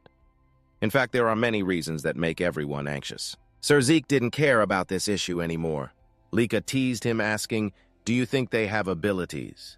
Zeke smiled but seriously replied, Of course. Looking at Raymond and Celine, Lika had to sincerely praise her abilities. She had successfully gathered promising students. The best in the class, Lika's judgment of people is quite good. After thinking, he confidently stated their defensive and offensive abilities are excellent. Her test will be easy. Although he was already used to Zeke's calm demeanor, the tension in the air at that moment was still hard to ignore. Letting out a bland remark that it wasn't the case, Reek still confidently stood there as Giza and the other instructors approached her casually, asking if everyone was present. Then she looked around at the students and commented, Oh my, so you all decided to form a team together. It's not a bad choice, since some of you might not be skilled in weapon techniques yet.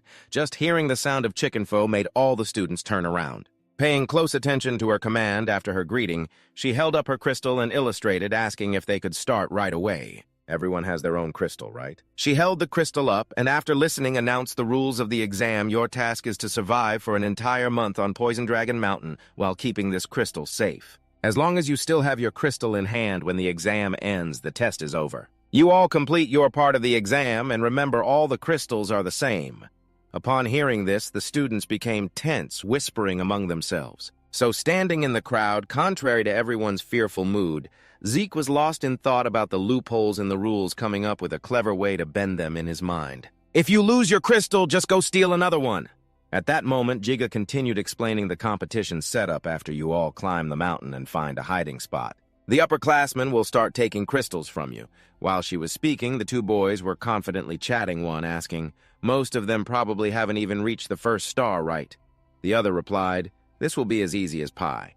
Hearing about that challenging trial, the students were once again struck with fear. Just as she finished her speech, she shouted, "Now that the explanation of the rules is done, let's begin. The test has started."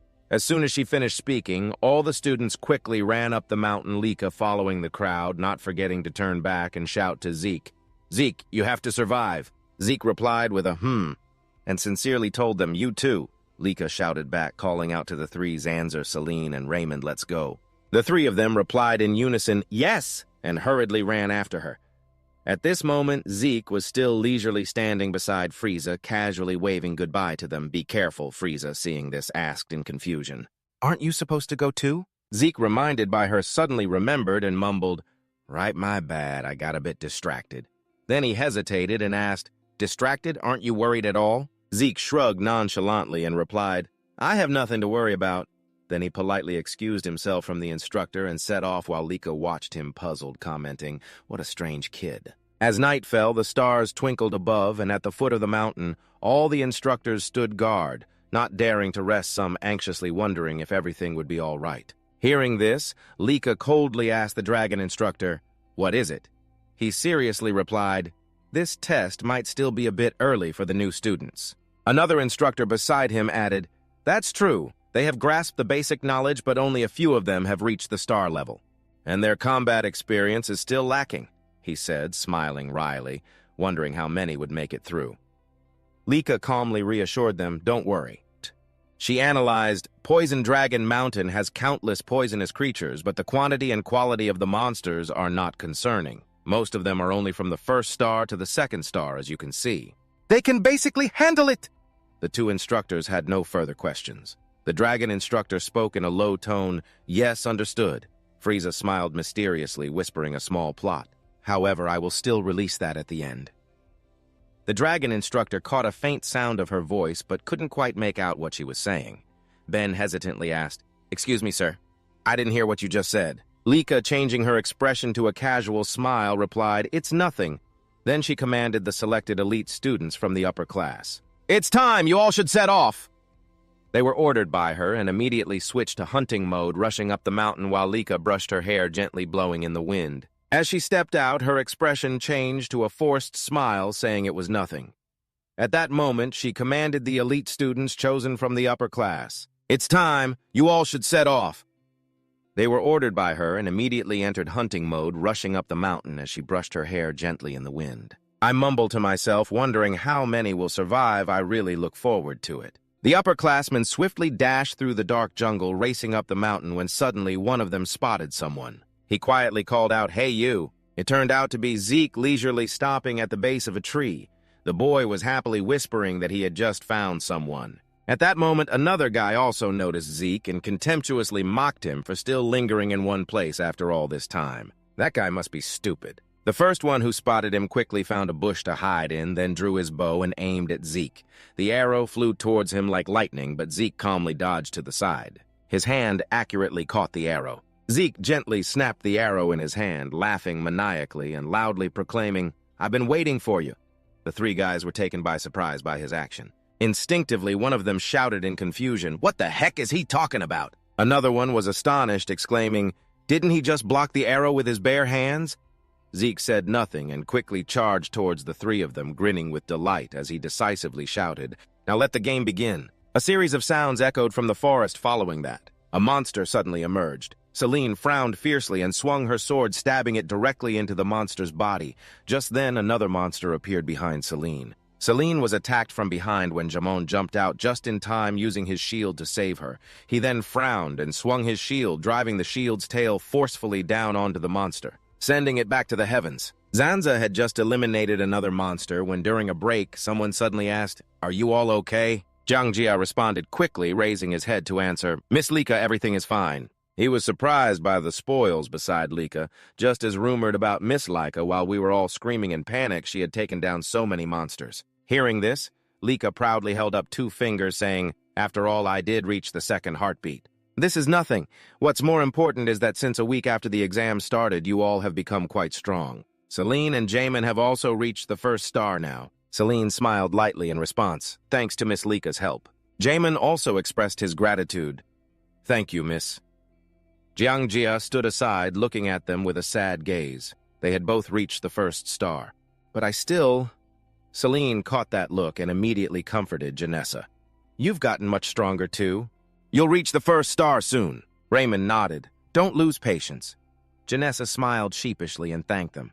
Lika from a distance approached unexpectedly, praising, "Taking down a tree frog by yourself is quite impressive." She was not only encouraging, but also suggested that he train with Zeke before the exam to hone his spear skills. Don't worry too much. You'll reach the first star soon." Jiang Jia emotionally called out Miss Lika. Just then, Lika suddenly looked up at the sky.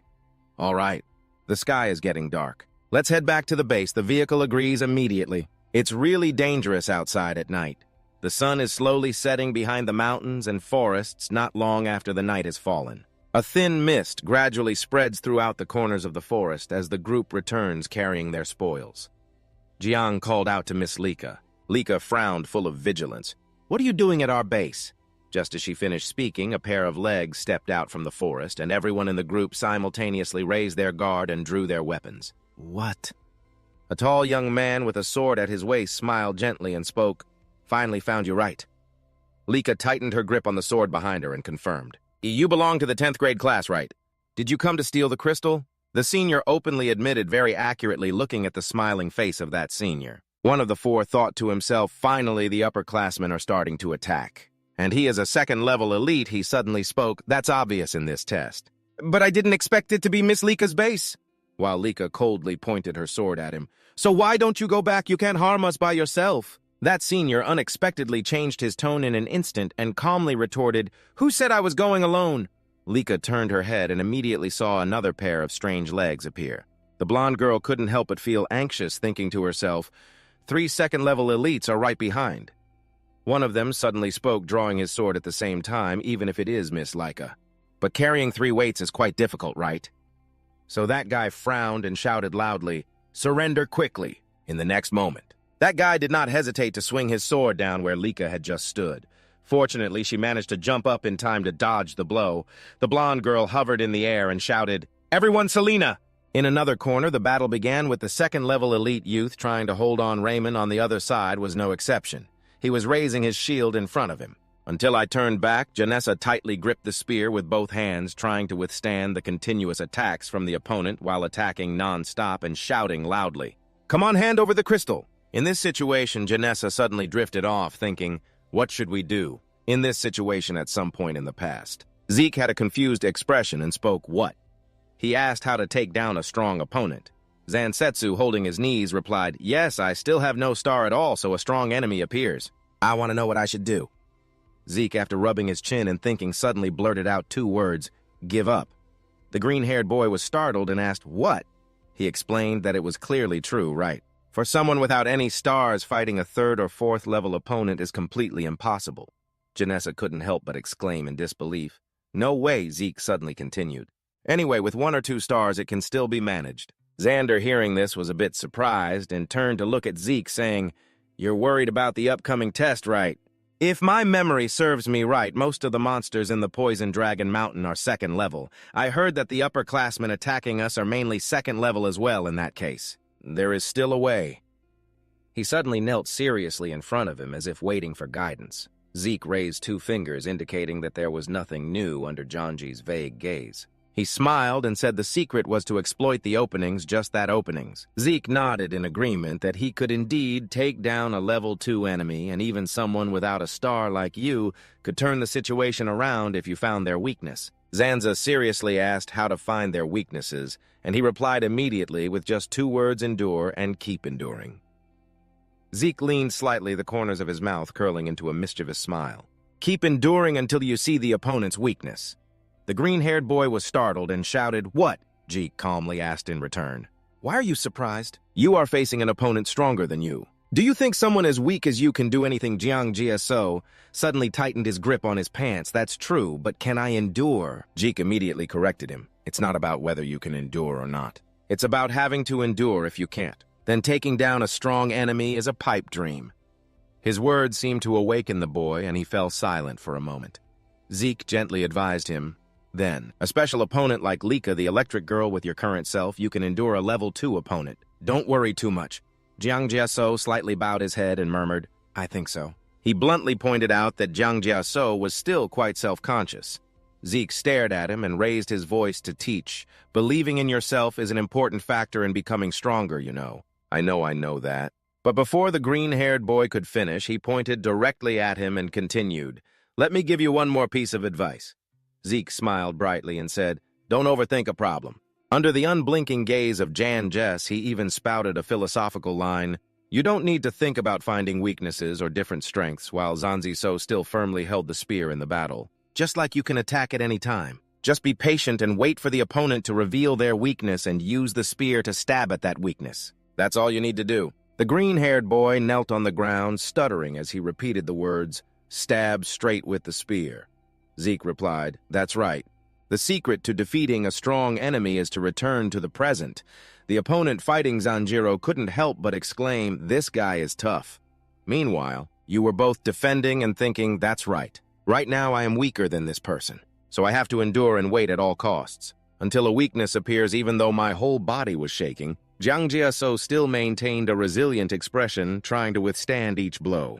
Suddenly the opponent shouted loudly, "Damn it!" He jumped up, preparing to attack the green-haired boy from above. At that moment, Zanjasu suddenly frowned with a determined look, gripping the spear tightly and swinging it forward. A blue star unexpectedly appeared in the center of the vortex. In his eyes, Zanjasu fiercely thrust the spear towards that spot. In reality, he had stabbed the level 2 boy in the stomach, causing the sword in his hand to fly away. In a daze before passing out. He was still unwilling, mumbling, "It can't be." After that, he completely fainted in front of Janji, who was exhausted and panting.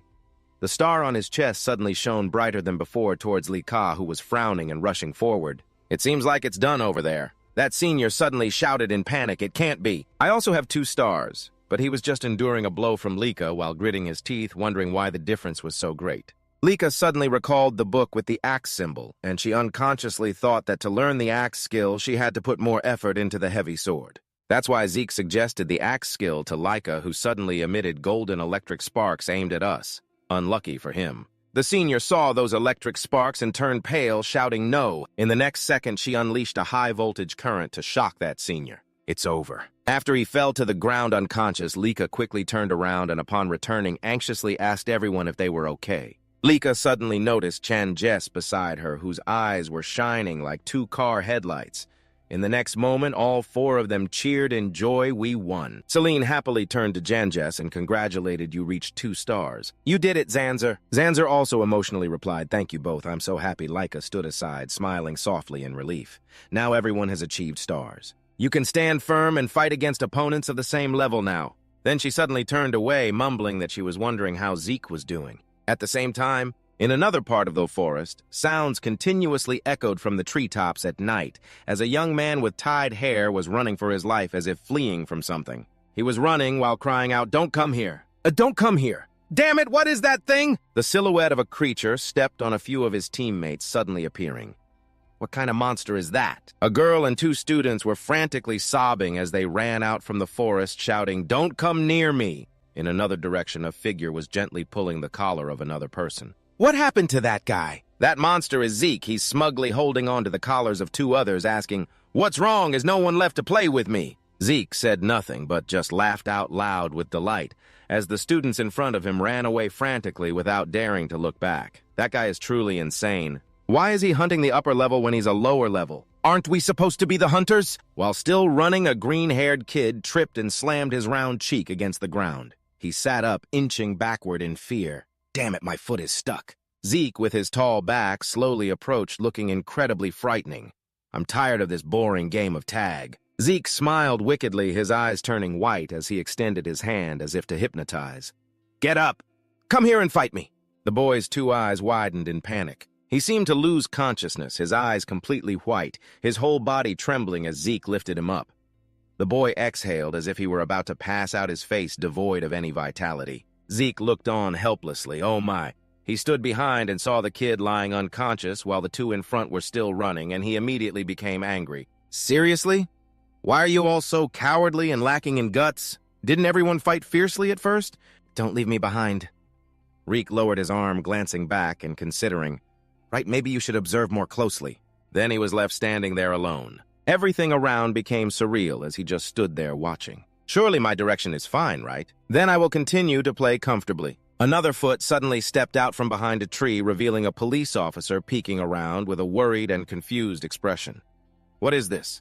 He stepped deeper into the forest. He walked past the small trees and slowly looked around, sensing my presence after discovering the powerful lock.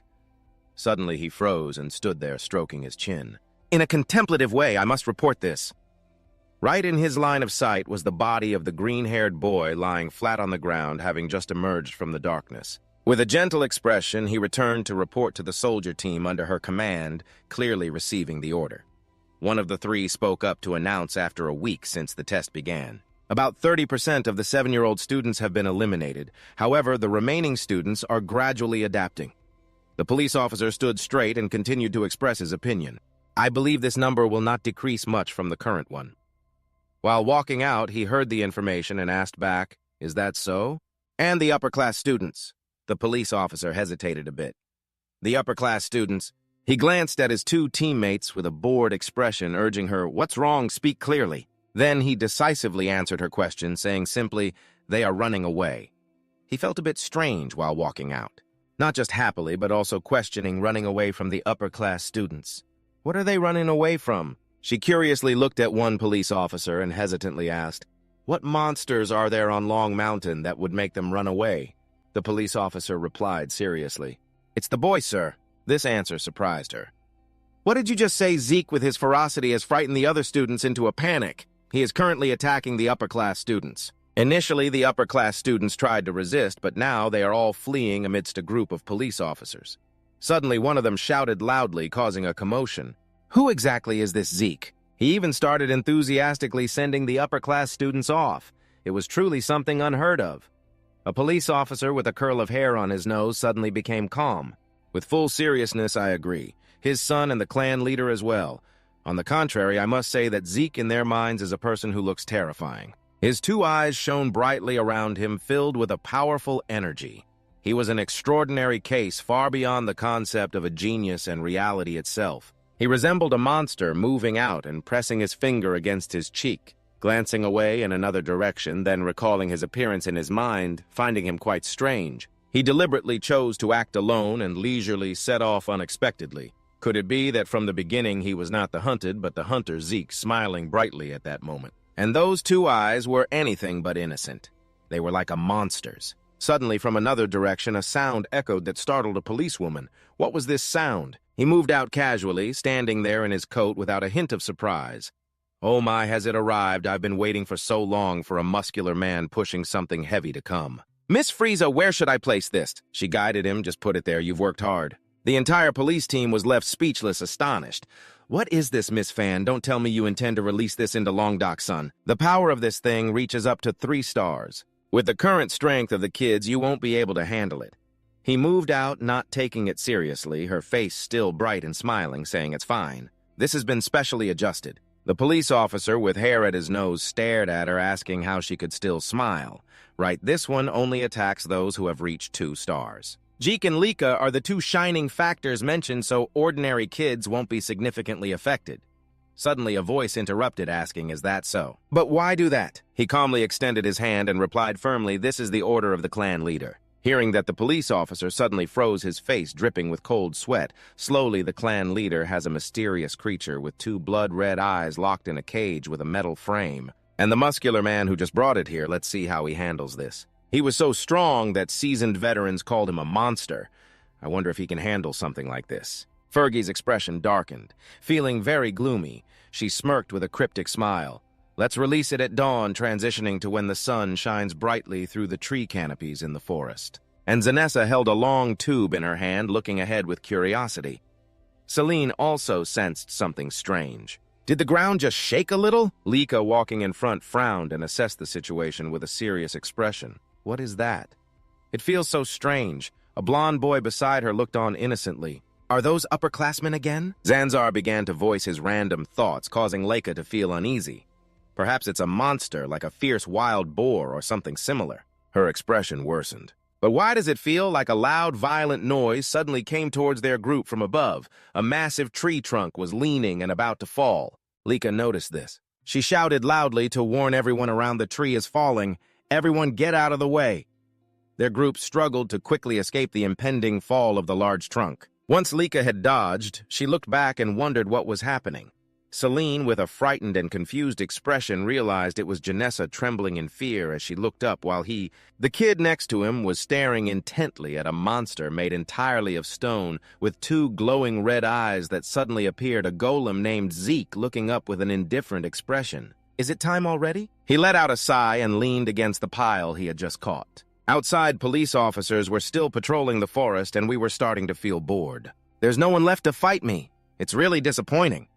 Suddenly, from afar in the forest, the sound of birds taking flight hurriedly, and a loud noise echoed, startling Zeke at the sudden sounds. A strange presence. He seriously thought to himself about what this was. It has been a long time since a monster of this level appeared. He suddenly looked up, thinking about whether they were trying to imply something by releasing it here. It is the first clan leader from 1,000 years ago, but with the abilities of the kids today, a 3-star opponent might be too much for them. Zeke sat comfortably up high and shook his head. His whole body swayed from side to side. Things like this should have been handled by the professors before the exam started, right? He just stepped out with a smile that seemed very gentle. Again, it's someone with malicious calculations. They might have intentionally released it. What are they really planning? Therefore, he suddenly laughed with a delighted demeanor, his eyes shining like car headlights. But that's even better. Perhaps we will be entertained. Zeke found something interesting and jumped down from above, preparing to leave. I can't just sit still like this. I'm coming. A 3-star creature. If only it had appeared closer to us, it would have been more fun. Instead, it appeared far away. Over here, Celine was struggling to attack with her sword. Her whole body was knocked back without causing any damage to the golem. Celine just landed and looked up, worried. No way, not a scratch at all. Jamin clenched his teeth tightly and jumped up with his weapon to attack the golem during this time. His expression also showed difficulty when he saw the golem with no damage at all. Even so, it still didn't budge. It was Lika's turn to jump up and deliver a slicing blow, causing a crack on one arm of the golem after taking her attack. Realizing this, she slightly smirked, feeling a bit proud, as it seemed that only when she used her strength could she break the outer shell, meaning this could only be dealt with by someone at 2 stars or lower. Jian fumbled from behind, still gripping his weapon tightly, hesitating to ask her Lika, what should we do now? Lika, with a commanding spirit, spoke up, everyone listen here. The golem was still looming right in front of them, and Lika announced her plan. I will distract it while everyone runs away. Her friends disagreed. Zanessa firmly stopped her. No. We can't leave you behind, Lika. Lika still directed her fiery red weapon towards the golem.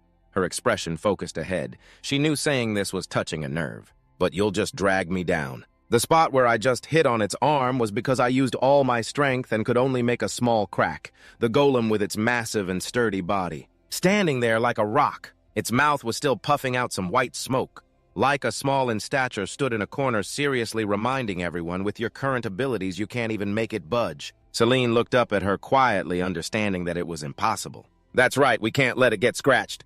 Raymond stood firmly in front with his eyebrows furrowed, but we can still support you, sir. To help Miss Lika greet more accurately, Lika suddenly jumped up, not understanding what was happening, her eyes wider than those behind her. Janessa also picked up her weapon, her eyes shining brightly as she volunteered, I will do my best. Celine, standing behind, smiled brightly in support. That's right. If we all fight together under your leadership, who knows, we might actually have a chance. Laika felt a bit moved upon hearing those words. Everyone? Laika's mouth suddenly curled into a smile, then quietly spoke. All right, if so, I will stay behind to gather strength into the sword, while everyone in front was ready. Support me.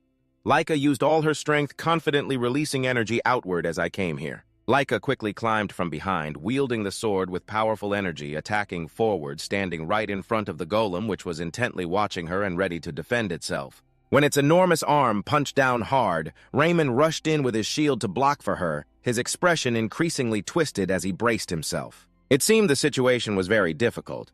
Raymond then stepped back, and Celine and Janessa simultaneously charged at the golem while it was focused on the others in front. The golem was caught off guard when Laika jumped up from behind, shouting, and struck down hard with her sword, unleashing a powerful blow. The slash hit it directly, causing a fierce clash that whitened the area, resulting in an explosion deep in the forest that suddenly erupted. A loud, violent shockwave reverberated, shaking the ground, which was bearing the strong golden energy. As Laika landed, she hurriedly rushed to check on Laika. Are you okay? She still tried to force a smile, but that last blow had drained all her energy. Laika looked at Celine, who was supporting Raymond, and spoke with concern. More importantly, Raymond, are you all right? He still struggled to respond. I'm fine. Laika felt a bit better. Just then, Laika decisively said something when the golem suddenly appeared from behind. Everyone, we need to return to the base. Suddenly, she was pushed hard by Laika in one direction. Without time to react, she took his place, and the golem grabbed her in its enormous hand. Laika felt breathless and pain with each squeeze from the golem. I was caught off guard, and it can still move. Celine, supporting Jamin, panicked at the sight, worried it was impossible. How can it still move like that? Jamon helplessly called her name in pain, Laika. Without thinking, she grabbed her weapon and charged straight at the golem. Let her go. The golem just lifted its massive arm high and looked down at him with cold eyes. He felt panic seeing that scene. A whirlwind blew in from somewhere, distorting everything nearby. The golem was suddenly pushed back by a strong force, causing it to fall backward. One side of the golem was shattered by the impact, and Laika was thrown to the ground. Janessa took the opportunity to rush in and help her escape deeper into the forest. Are you okay? She muttered incomprehensibly as she walked, but suddenly Zeke appeared with a strange smile, loudly asking, What's all the noise? Laika looked up in surprise, when she felt a sense of familiarity nearby. This voice is Zanza! She recognized and called his name Zeke. Zeke suddenly jumped out from behind a large bush, moving swiftly. What's going on here? He seemed intrigued and looked toward the golem in front, asking, What is this earth puppet?